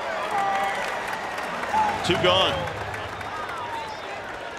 And Nicholas Castellanos has had a big day, and more than likely there's going to be a right-hander that comes in to see him. But take a look at Nicholas' hands, how he pulls his hands close to his body. He's got that high launch angle anyway, and he's made contact twice. That was a 92-mile-per-hour fastball inside that he took the other way. And then he got a breaking ball, and about 83 his next time up from the same pitcher, Lucas Giolito, and he took him deep to left field. So the fastball went the opposite way, and the breaking ball went to left field, which is an indication of Nicholas Castellanos getting back on track. Well, he's going to face the lefty here, and he swings and misses. Nicholas has I think Nicholas is still one of the best hitters in baseball against left-handed pitching. He has destroyed left-handers all year. Jace Fry went to Oregon State and played with Matthew Boyd there. There's a ball that dives low. 1 ball and 1 strike. And Nicholas also a really good breaking ball hitter, and we told you that when Fry came into the game, about 65% of his pitches are breaking balls. 1 and 2. He's gotten 6 swings and misses here in the 7th inning.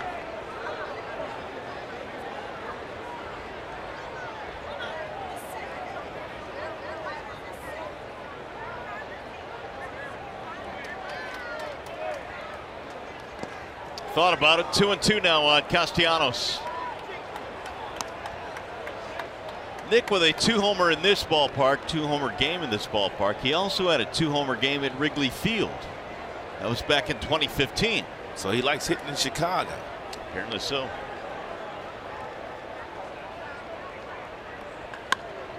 Golfs this one in the air towards center field. It'll stay in the ballpark though as Engel comes in and retires the side. 1-2-3 inning. Glistening day here in the Chicago area. Consumers Energy 7th inning stretch.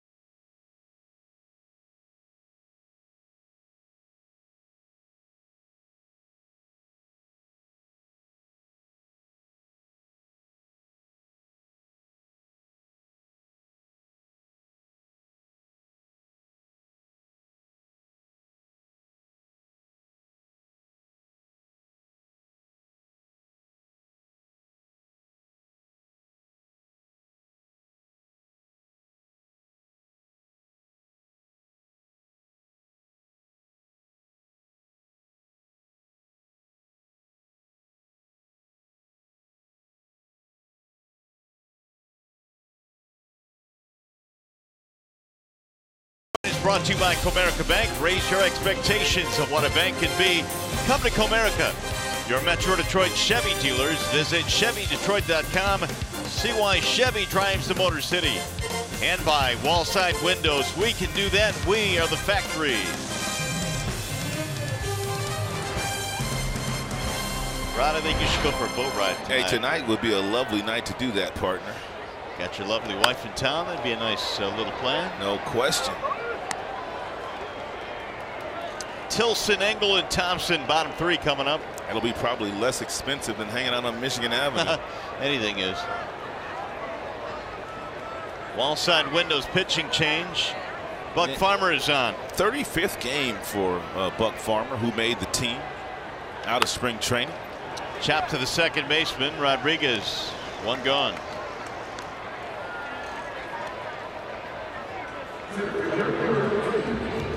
Well, Paws just finished spring cleaning. Learn how you can purchase a special ticket package that includes a game ticket, cap, or other special themed items from previous Tigers events by visiting tigers.com/yard sale.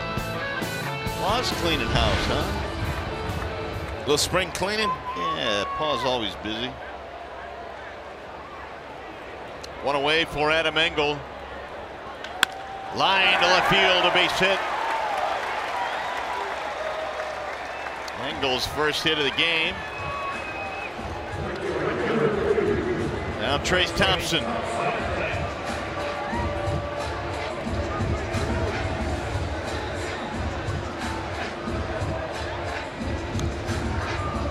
Engel has 8 steals and he's been caught twice, so it's going to be very important for Buck Farmer to give Grayson Griner an opportunity to throw Engel out if Engel's going to try to steal a bag.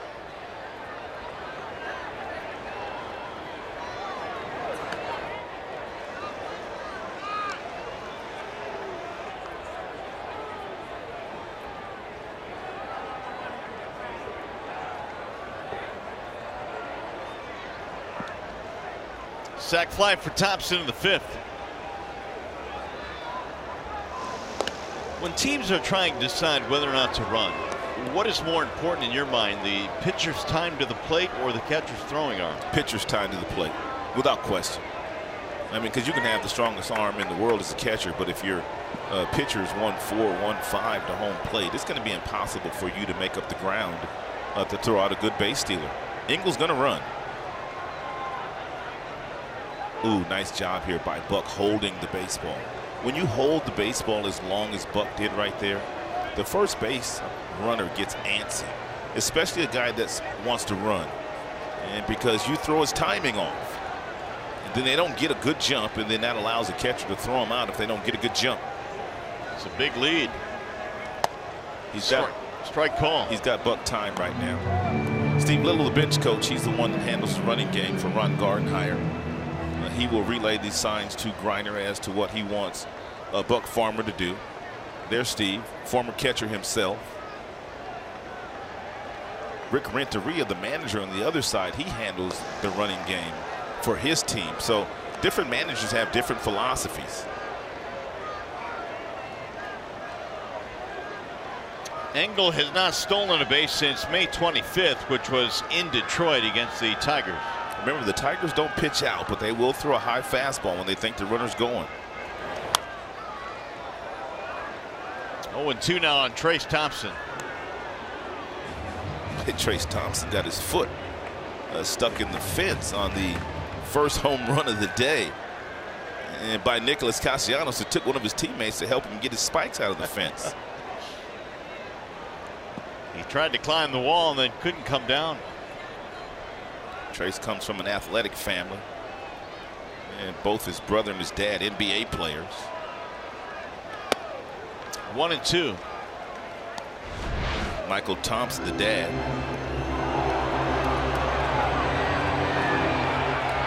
Clay Thompson, the brother. He got them 16 stuck in the fence. He could not get them out. Somebody help me. Help me, please. Runner goes, swing and a miss. Throw down is high into center field. Engel will stop there, though. That's a nice job of deceiving the runner by Ronnie Rodriguez. And we'll take a look at it. After that ball went into center field, Rodriguez pretended like he was still going to apply the tag to Engel. And so Engel doesn't know the ball's in center field, at least not right away. And then he finds it, and it's too late now because of the little bit of a deep job there by Ronnie. Gardy's out arguing with Corey Blazer. Interference. That's about the only thing I could think of there. And we'll see if. Take a look at the replay. I don't know how much there was. My attention was on the base runner. Well, we'll see how far Thompson gets in the way of Griner here. A lot of times when that guy goes over the plate, that causes the base runner to throw the ball high, but there was nothing there. That'd be close. Nope. At least he's gotten them to talk about it, though. But I don't think they're going to do anything differently. A quick confab. And nothing doing there, so you'll have a runner at second now with 2 outs and Yoan Moncada. It doesn't hurt to try, though.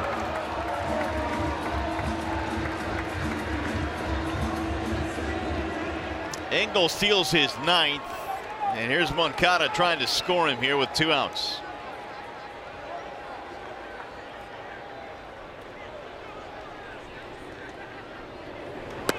Ball 1.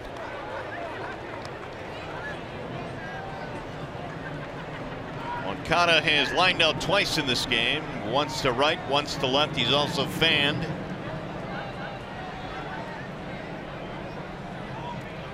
Farmers 1-0. 2-0.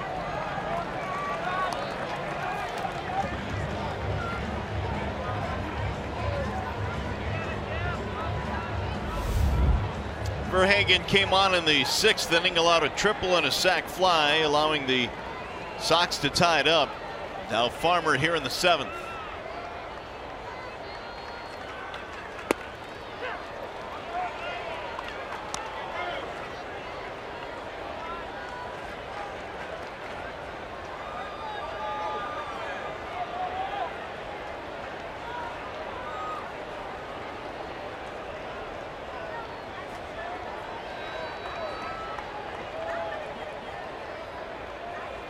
Farmer steps off. How about these reverse splits, Mario? Opponents hitting 365 the right-handers against him, and the left-handers are 196. I mean, that is about as extreme of splits as I've seen in a long time. So what pitch makes him difficult from that side of the plate? Changeup. He's got a plus changeup. But what Buck should start doing more of to improve his numbers against right-handers, start throwing that changeup to right-handers too. Don't be afraid to throw that pitch to the right-handed batters. Moncada fouls it back. 196 against lefties, and righties are almost hitting 400 against him. And that also tells me too, he's got to improve his slider against the righties. Yep. You got to improve your breaking pitch against the righties. Bruce Rondon warming up in the Chicago pen. Outside now, 3-2. Here's Big Bruce with his red glove.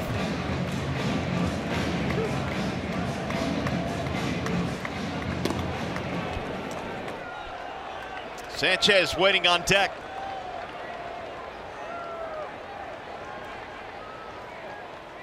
And he walked him. Moncada gets the base on balls. Yeah, not the guy that you wanted to walk. And Moncada struggling a little bit right now, whereas Yomer Sanchez in his last time up, he hit his 8th triple of the year. 8th triple. And that is 4 triples now against the Tigers.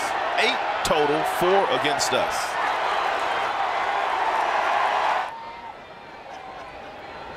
That one bounced off the gate and rolled away from Castellanos. He eventually got a 3-bagger and scored on a sac fly to tie it. 2 on, 2 outs here in the 7th.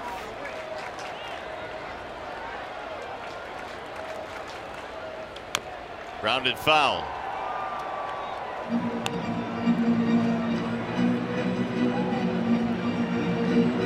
Same 2 teams again tomorrow. Tigers enjoy an off day on Monday in Cincinnati, and then a 2-game set there. Here's that changeup by Buck. It's a circle change, and he pulls the front side of the body toward first base and gets that arm out there to get that fading action on the changeup.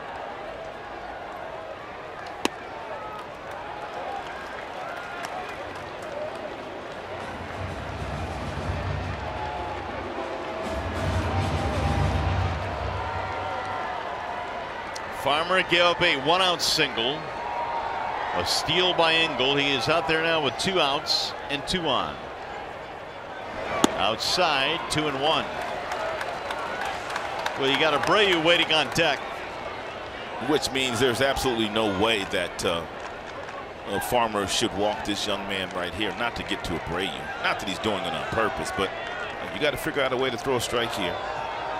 And a quality strike. Not just a strike, but a quality strike. In a predictable fastball count.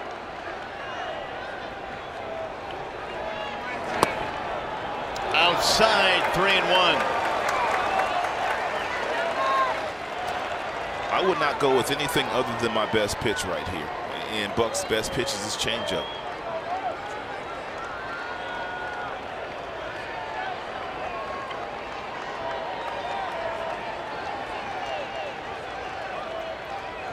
Way outside, ball 4. That's going to load him up now for Abreu. Back-to-back walks with 2 outs. Well, Mr. Abreu has been relatively quiet. We'll get a visit to the mound here with Farmer out there. Chris Mascio coming out.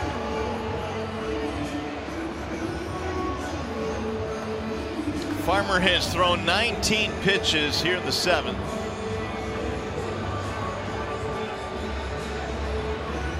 And of the 19 thrown, 10 strikes, 9 balls.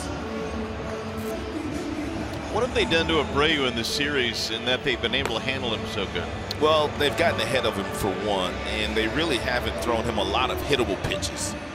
And he's been on the chase this series. I mean, his numbers are so good against the Tigers that he feels like he can hit everything, literally.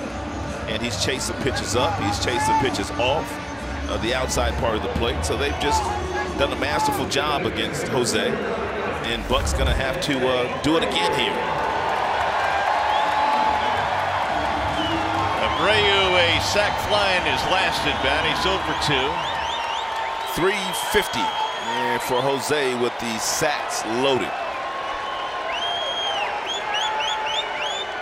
He has been money this year. 8 for 15, 2-out risk.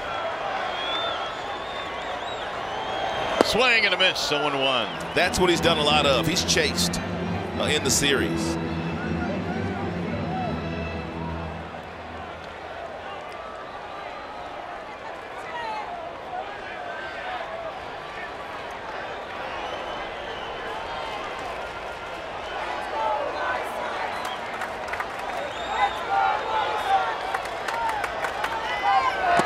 Wave and a miss again, 0-2.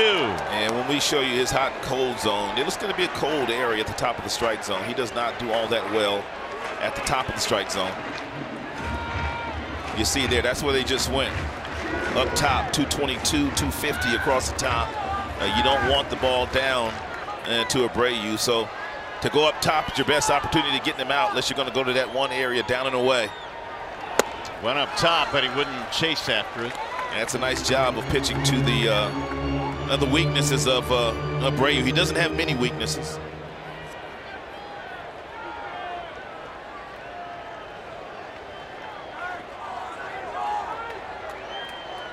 He still hasn't thrown him a changeup. Been fastball, slider. Rolled foul. Another breaking ball at 82. Tom Glavine, the Hall of Famer, left-hander for the Atlanta Braves, said that he really did not get good as a pitcher until he started throwing his changeup to left-handed batters. His first number of years in the big leagues, he wouldn't use his changeup and he got hit around a lot. And then he started throwing that good changeup to the left-handers, and well, he went on to have a Hall of Fame career. Chop to third. Candelario will tag the bag, and Farmer pitching onto the jam. Sox leave him loaded, 7 in the books. Buck Farmer fired up about this last out.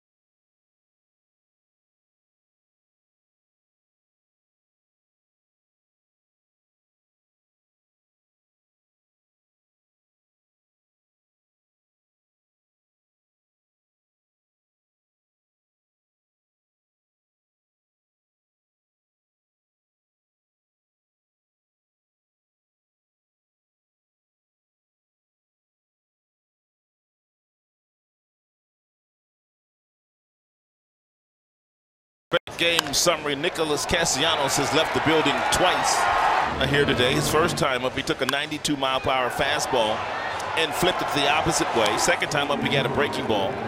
And the offense of the White Sox was quiet against them until the 5th frame. They scored 4 runs on 4 hits and 1 sac fly. So nice job by the White Sox in the 5th. Yeah, to push it closer. Now they've scored 1 more in the 6th, and we're tied at 5. Tigers have Victor Martinez to lead it off here in the 8th. And Vimart looks at a strike. Jace Fry is still out there, had a 1-2-3 7th, in which he struck out 2. And Victor with 2 singles today and a strikeout. He's always performed very well in this ballpark. Fry has averaged over 11 strikeouts per 9. Trying to hold the fort here in the 8th inning. Did good work in the 7th. Victor 2 out of 3 in this game. Fry's got a good breaking ball, curveball and slider, and he throws a lot of them. He'll also use that changeup to righties.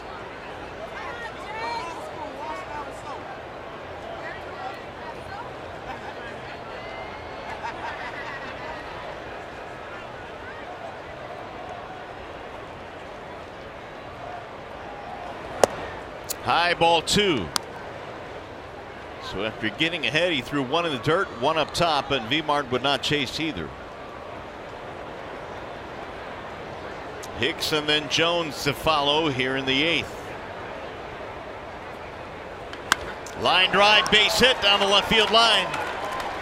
Tilson over there to get it, and Victor has a leadoff single. That is the 3rd single of the game for Victor Martinez, and now he'll leave for a pinch runner, as he does on most nights.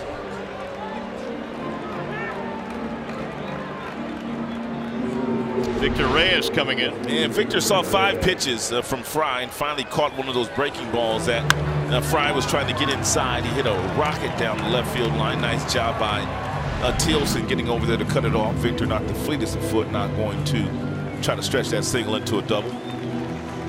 Pitching change. Bruce Rondon coming on. We'll be back.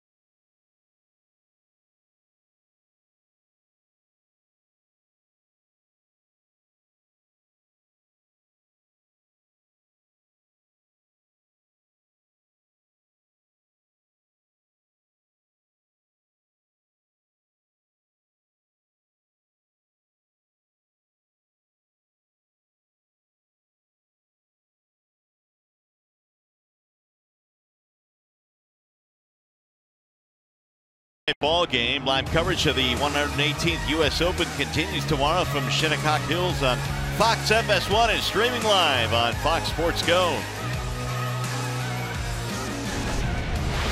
And now Bruce Rondon coming in here with John Hicks stepping up. Reyes a threat to run at first base. And the former Tiger Rondon has a big arm. His fastball gets up to 99 miles an hour, as he did in last night's game. And John Hicks also really good fastball hitter.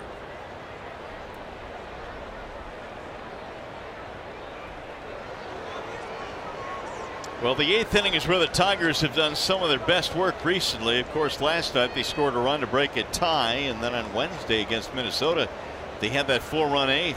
And Tigers locked in another close game today. They played a ton of them this year. Ball 1 to Hicks.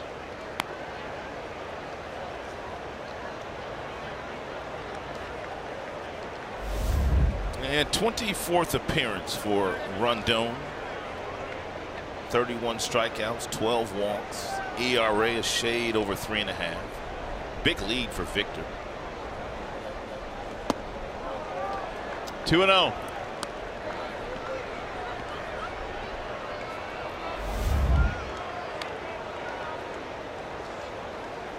Rondon came on in the 7th last night, got a ground out, walked a man, then was pulled.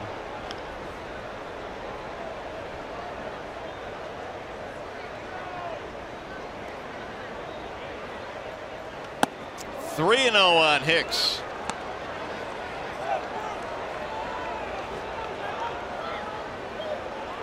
Rondon came in with a 1.76 ERA in his last 18 outings.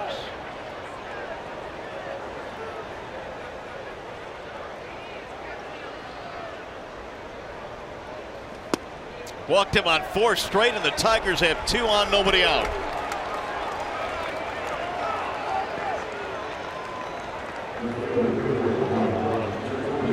It'll bring up Jacoby Jones.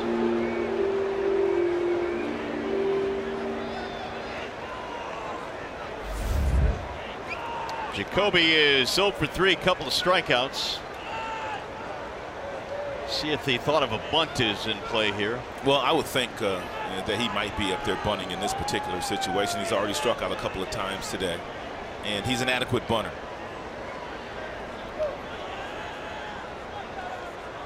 Hey, but Rondon's tough to bunt too. Pops up the bunt. Rondon with a diving play, but dropped it, and everybody is safe. That's a great effort by Rondon, though. It really was. That's a great effort by the big fella. It'll be a bunt single, not a great bunt by Jones. Rondon stretching out. He popped it straight up. Rondon, he bounced off the mound. He left his feet. He jumped, and when his body hit the ground, it jarred the ball loose. And when it was picked up by Kevin Smith, the catcher, too late to get Jacoby. So they are loaded up now with nobody out.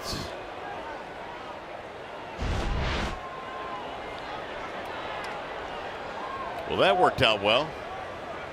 Now the Tigers have to cash in here. The infield coming in for Chicago. Grayson Greiner is up there.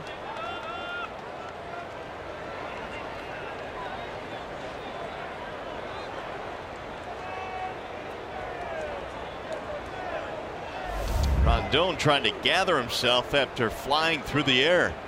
And he might have lost his breath. Greiner can't hold up.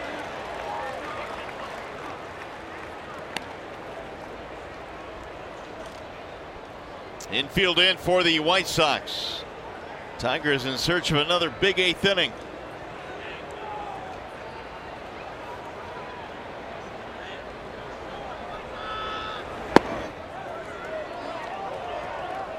And Greiner has already doubled in the game today. That came in his last at bat. Into the left center field gap. And one thing on his mind right here, and that's to get something up in the strike zone. Don't get greedy. And just try to hit it deep enough in the outfield to score. Reyes, who has pinch run for victory. Swing and a miss. 1-2.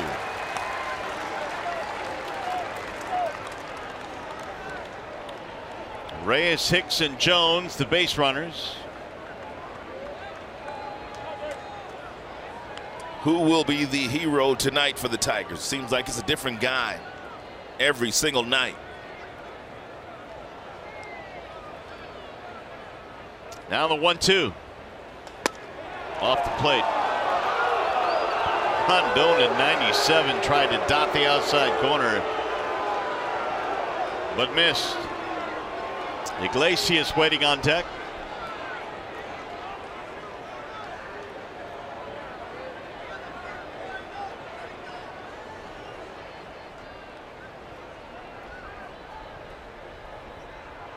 Swing and a miss, and Greiner is out of there, 1 gone.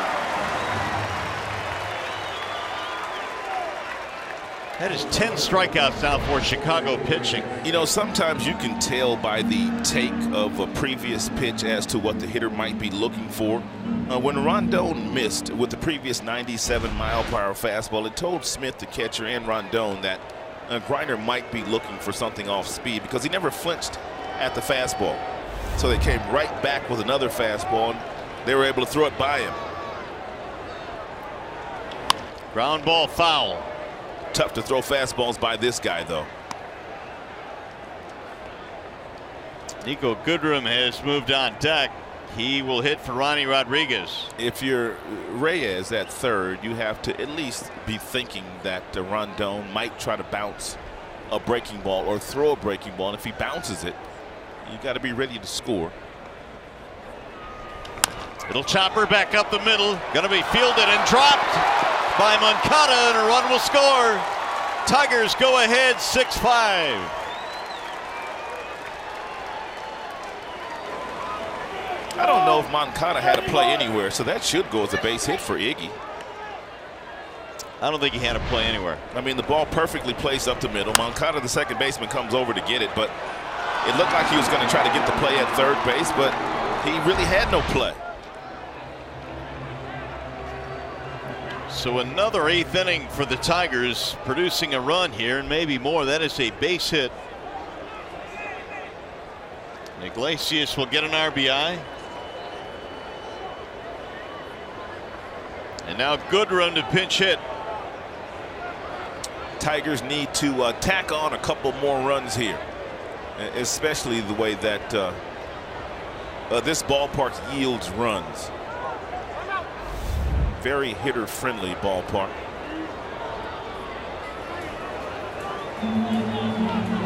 Rondon got the strikeout of Griner, but the infield hit by Iglesias scores the go-ahead run. Don Cooper is coming out.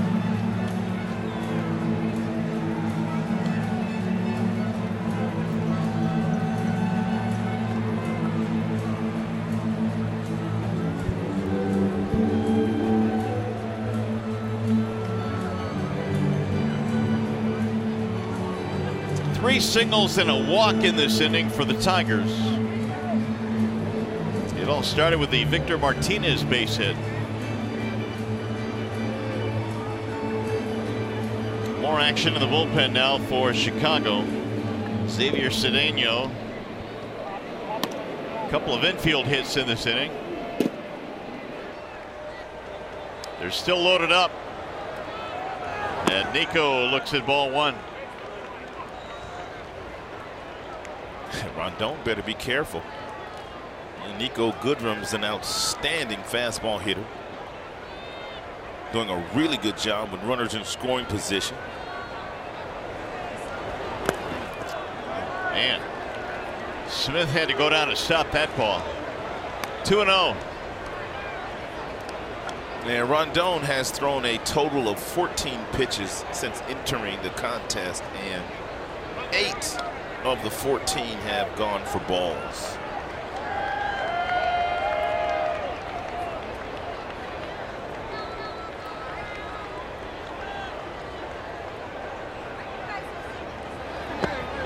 And he's about to walk Goodrum here, 3-0.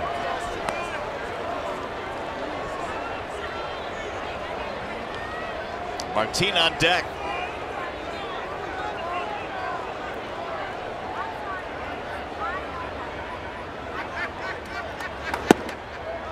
Walked him, ball 4 to force in another run.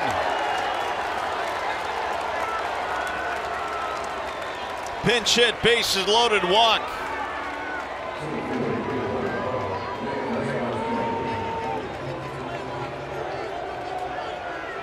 (7-5) ball game. They're gonna have to go get Rondon.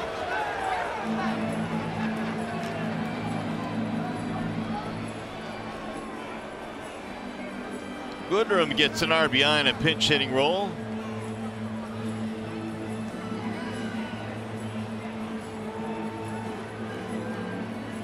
It's going to be it for Bruce.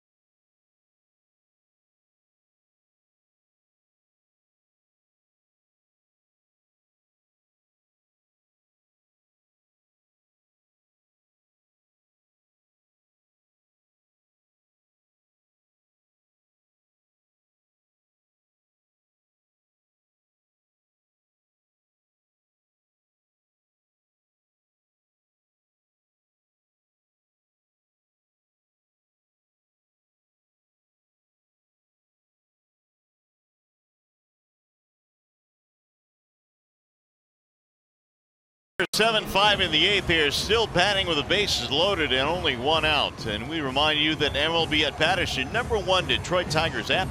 Customize your experience to catch every moment this season. Home screen icons and features such as MLB.TV Game of the Day and tracking, pitch tracking that is, and a whole lot more. MLB at Bat, get it today. Well, we'll see if the Tigers can do some more damage now as Xavier Cedeno comes in. Leonis Martin, the batter. And Cedeno pitching in his sixth game this season, has not been scored upon yet. 6 strikeouts, 1 walk. He throws only cutters and curveballs. Just 2 pitches.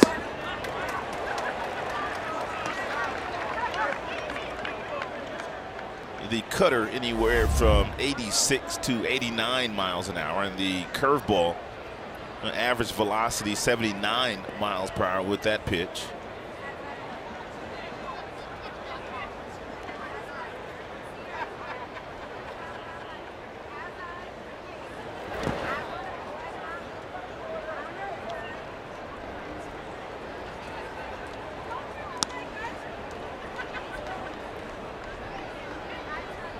Last 4 games, Tigers have outscored their opponents by 7 in the 8th inning. Also, some pretty good news out of Cleveland early in their game. The Minnesota Twins have a 4-2 lead against the Indians, so it's looking good there in Ohio. Big swing by Leonis. Such a good pitch to hit right there. I mean, you got a runner on third base, less than 2 outs, and you get a good pitch to hit, and Leonis, man, just trying to hit 2 grand slams right there. Not one, he's trying to hit 2 grand slams with 1 swing. And now you got to shorten that swing up and just put the ball in play. Put it in play.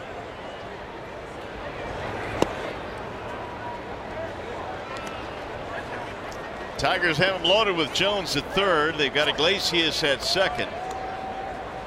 Nico has just drawn a pinch hit walk with the base loaded. Yeah, Bruce Rondon in the Tigers bullpen. He will come in for the 8th. He's ready too. He's been throwing for a while. Swing and a miss. Another big swing by Martin. Down he goes. So the Tigers now will have 2 outs with them full.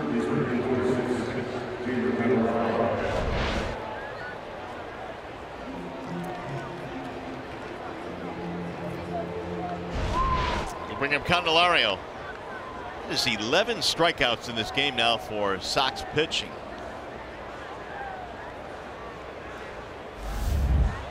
Jamer's single walk, 2 runs scored.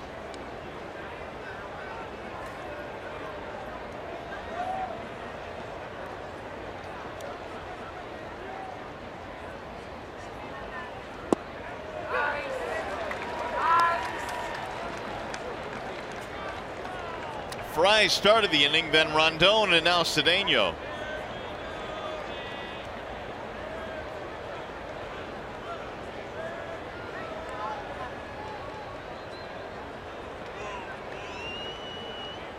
Here's the 0-1 to Jamer. Fouled it off his foot, 0-2. I think Chambers just get beat up lately. Got hammered on the elbow yesterday. Now he's banged it off his foot.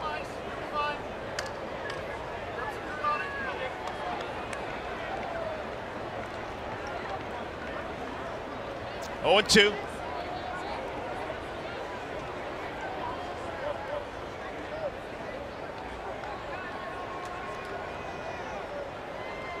Swing and a miss. He struck him out. Cedeno does his job.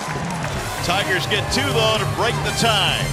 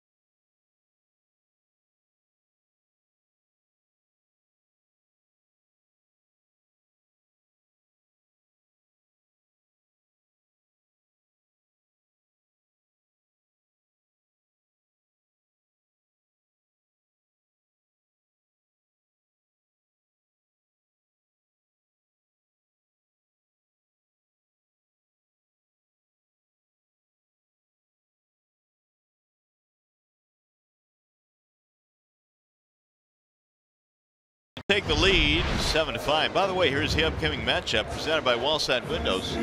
Tomorrow we got Blaine Hardy and James Shields. I was so embarrassed today. I saw Blaine Hardy today, and I was asking him, I said, "Are you in the bullpen now?" And he said, "No, I'm starting tomorrow." I said, "Oops."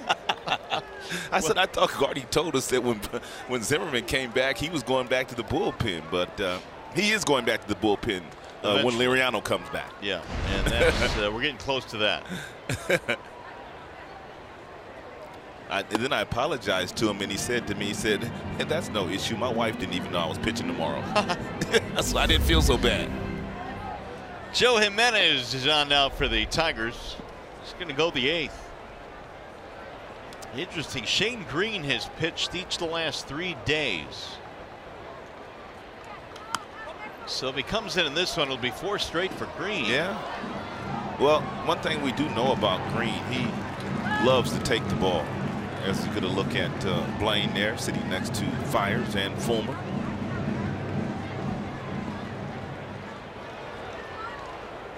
Davidson a single and 3 at bats.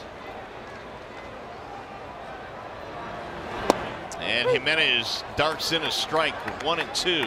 Joe's been outstanding this year, and he has been the most consistent reliever all season.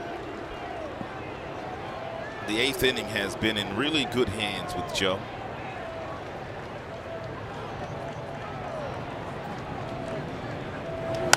Fouled away.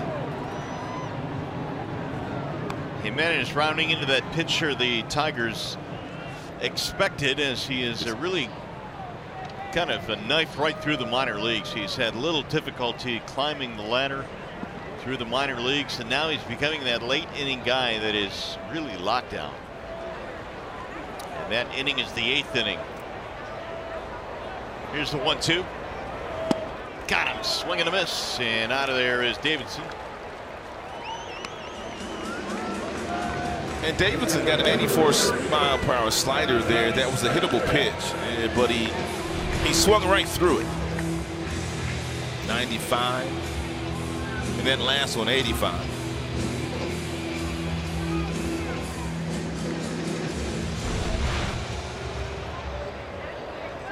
Here's Kevin Smith.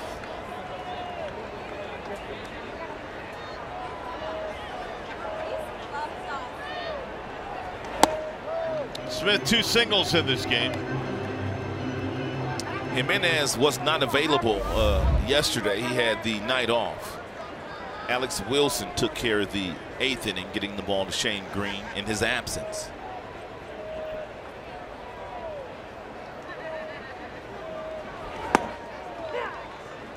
.96 miles an hour with that fastball from number 77.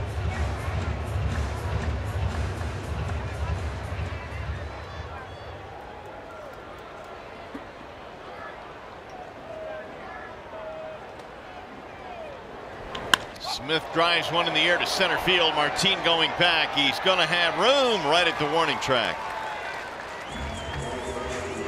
Not a whole lot that Martin can't run down in center. Last 17 on Jimenez. 7 holds, only 1 measly run given up. Whip is well under 1, and he's only walked 2 and he struck out 23. Is Joe an all-star candidate? Ooh, you know what? That's a great question. He's a candidate for sure.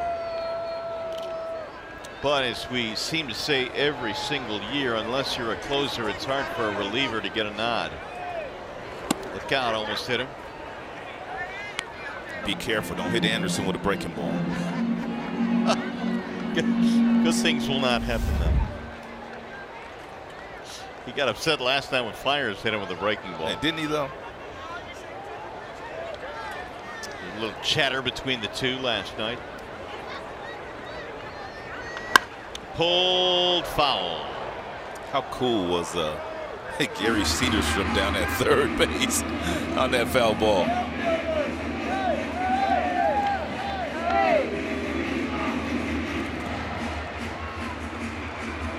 Cedarstrom just got to sidestep that one. Yeah, he did. Coolly. He was like, yeah, it's kind of hot out here today. I'm not going to exert too much energy. That ball was hit hard, too.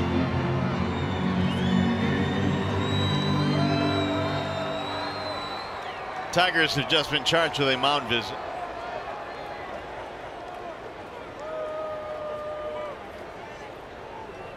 One on Anderson. Here's Gary on that foul ball off the bat of Anderson. Check him out how cool he is. Oops, right through the 5-hole.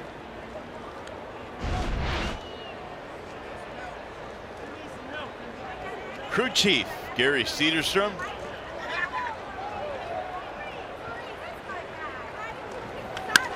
Popped him up.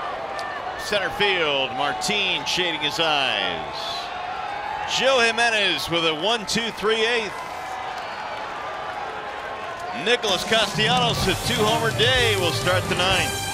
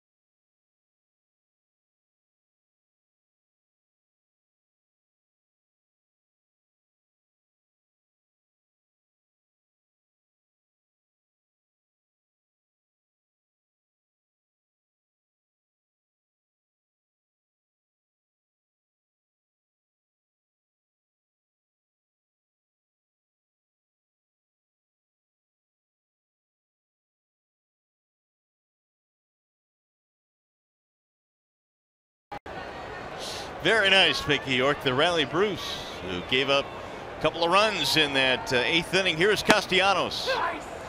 Technically, Bruce gave up just one of the runs. The first one was charged to Fry. Castellanos, a homer in the 3rd, a homer in the 5th. 7-5, Tigers have the lead. And Nick looks at a strike. Hector Santiago is out of the bullpen now. Yeah, 67% with the fastball for Hector. He's got a slider, he's got a curveball, he's got a changeup, and he's got a pitch that acts like a screwball. It really does. I mean, it really fades away from the right-handed batter. Tried to get Nicholas to chase that fastball at 90 up top. And that last pitch was by design to set up whatever pitch he's going to throw right here. The pitch he feels like he can get Nicholas out on.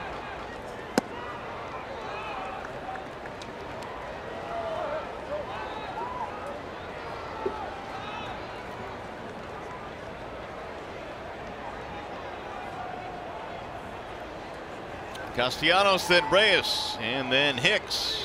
And Nick shoots one up the middle into center field. And another hit. And Nicholas knew he was going to get a breaking ball there from Santiago after the first 4 pitches were fastballs. Nicholas, one of the best breaking ball hitters in the American League, and he also destroys left-handed pitching. Real good balance, really nice weight transfer. Solid contact by Nicholas Castellanos.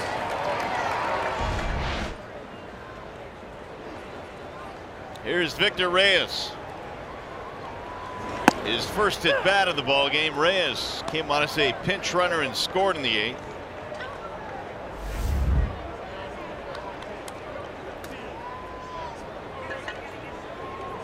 Six RBIs this year for Reyes in very limited playing time.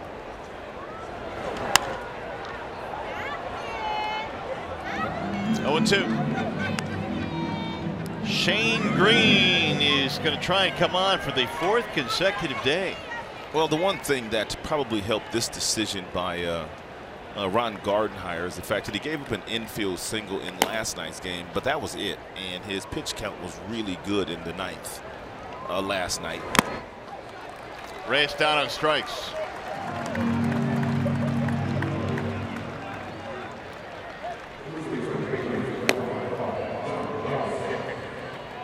It'll bring up John Hicks.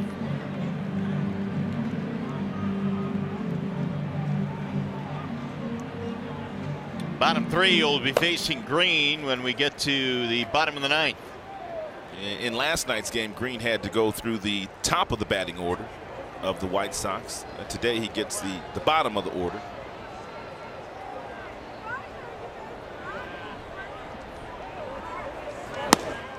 Chicago pitching today has 13 strikeouts, yet they're trailing by 2.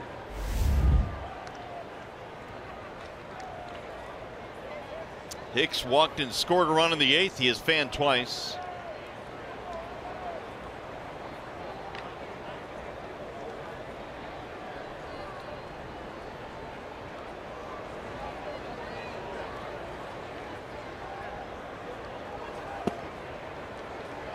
Two and 0.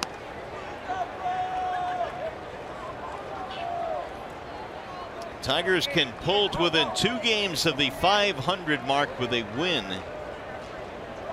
And then more importantly, starting to get some road wins too. That'll get fouled. Tigers came into this ball game on the road just 11-20.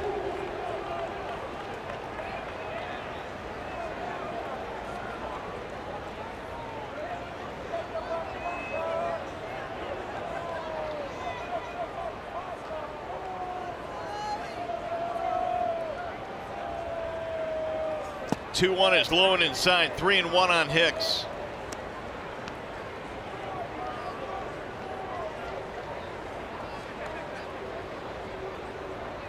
That a little thirsty on the south side today.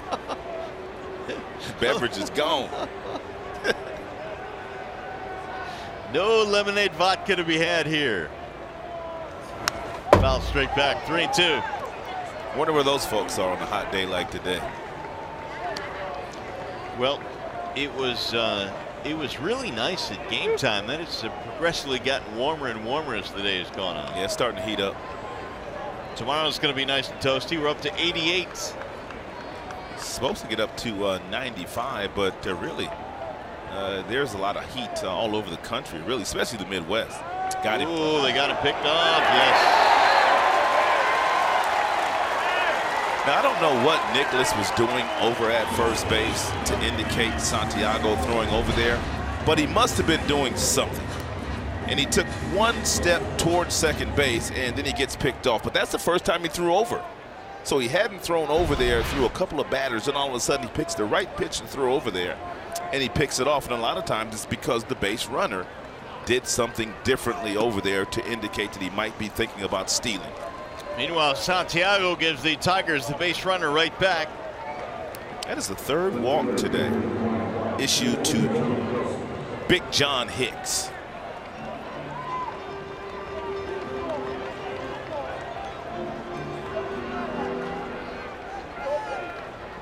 Five walks now for Chicago pitching. Here's Jacoby Jones. Right back up the middle. They had him played nicely, though.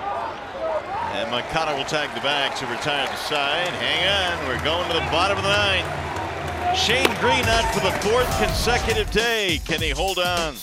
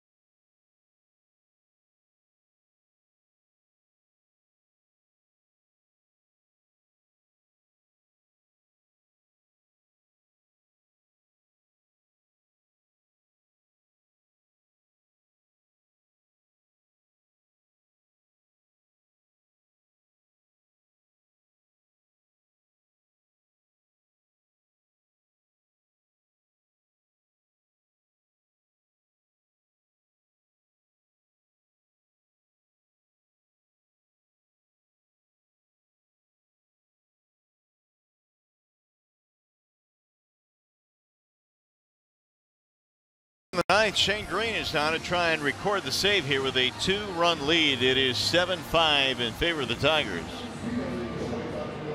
And Green is on for the 4th straight day, and he'll face the bottom 3.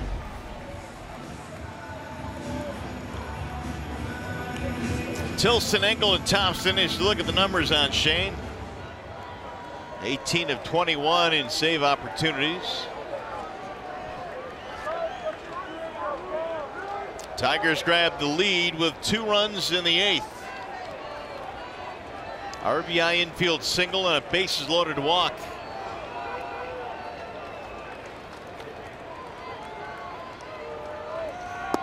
Ball 1 to Charlie Tilson as we start the bottom of the 9th. Shane Green pitching in his 4th consecutive game, 4th day in a row, but only 13 pitches in last night's game for the Tigers closer, so he should be okay today. Ron Gardenhire was talking a couple of days ago about he really does not like to go 4 days in a row with any of his guys, but he says Shane Green's one of those guys that will call down to the dugout and who will tell him, I am good to go, I can do this. And he appreciates that, but at the same time he also has to watch his relievers closely. On the outer edge, 2-1. Shane's got that 2-seam fastball, about 93, 94. He also has a little bit of a cutter that he throws inside to the lefties away from the right-handed barrels.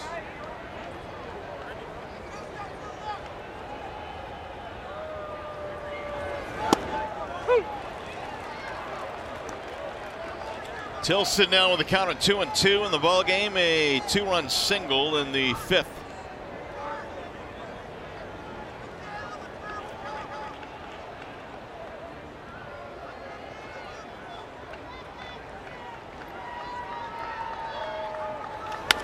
Sliced foul down the left field line.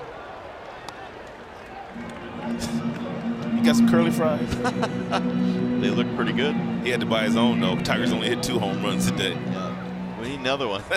Well, we don't want another one because that means you go extra innings. You got to buy your own curly fries today.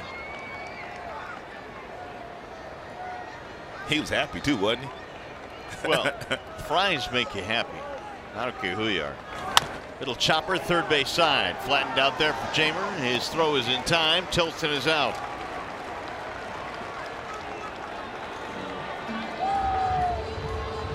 And most appearances by relievers this year.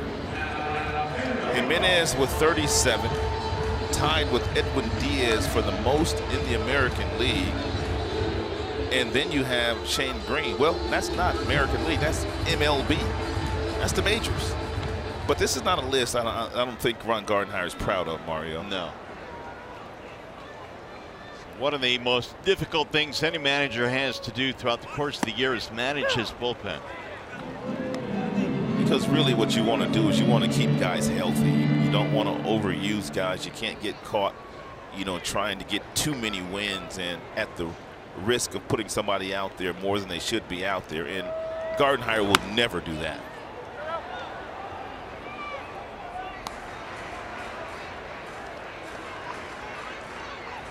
And Minnesota still leading in their game over Cleveland. It's still early, but Tigers could gain another game here today with a win and a Tribe loss.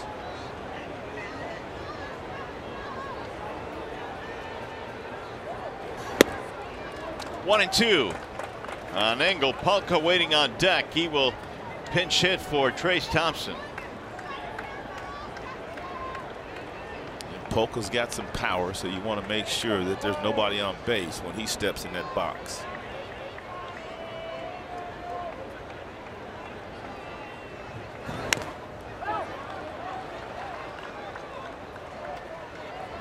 Engel 1 for 3, single, stole a base. The White Sox had their best chance late in this game. They had tied it up. They had the bases loaded with 2 outs, and they had Abreu up there. And Buck Farmer got him to ground into a force to end the threat. And then the Tigers went to work in the 8th and scored the go-ahead runs.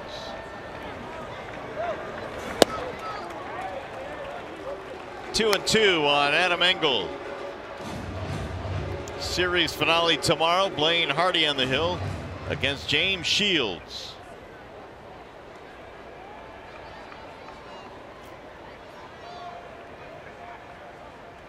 Plain's been good in the Tiger rotation.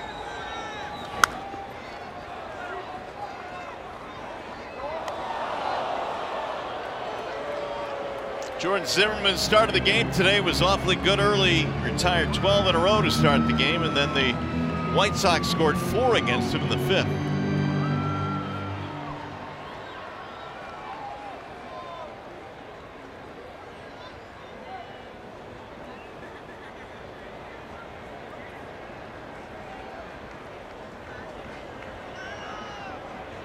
Swing and a miss, and Engel is gone. 2 outs.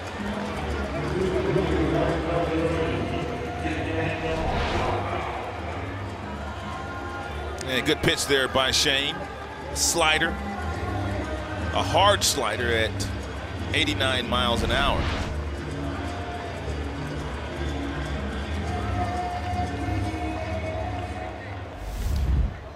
Daniel Polka pinch hitting with 2 outs. Polka's got that softball swing going, man. He's got those hands low. He's got that leg kick, and he's just trying to time it. And he's got a straight uppercut swing. He's got one thing on his mind. Launch. 1 ball, 1 strikeout, Polka. He does resemble a softball slinger right now. He reminds me of Ken Phelps. I know a lot of people probably don't know who Ken Phelps is, but Ken Phelps hit a lot of home runs for the Mariners, also for the Yankees, and he had the exact same stance. Hands low, high leg kick. Reminds me of Ken Phelps. You ever see Phelps play? I did, yep. Absolutely remember him. Body type pretty much the same.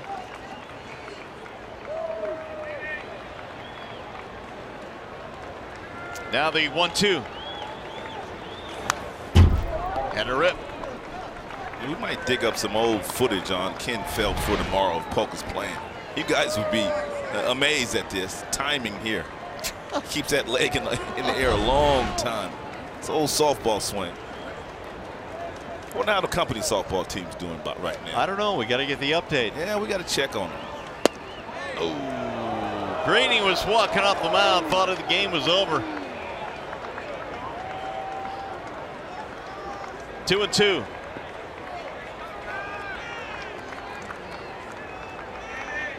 Yeah.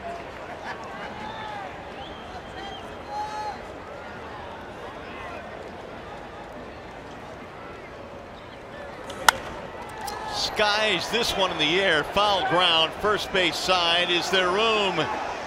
And look out into the camera well, and stumbling in there is Hicks. That's such a tough play, because if you're Hicks, man, you're new at playing first base, and the one thing that John did not do here, he never ever looked to see where he was at. I mean, that ball stayed in the air a long time, and he really had to concentrate. But watch him. Not one time is he going to take his eye off the ball to really judge where he's at. Tough play.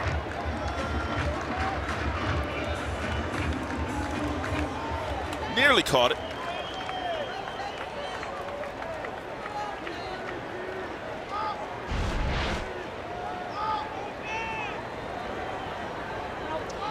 Green needs one more strike.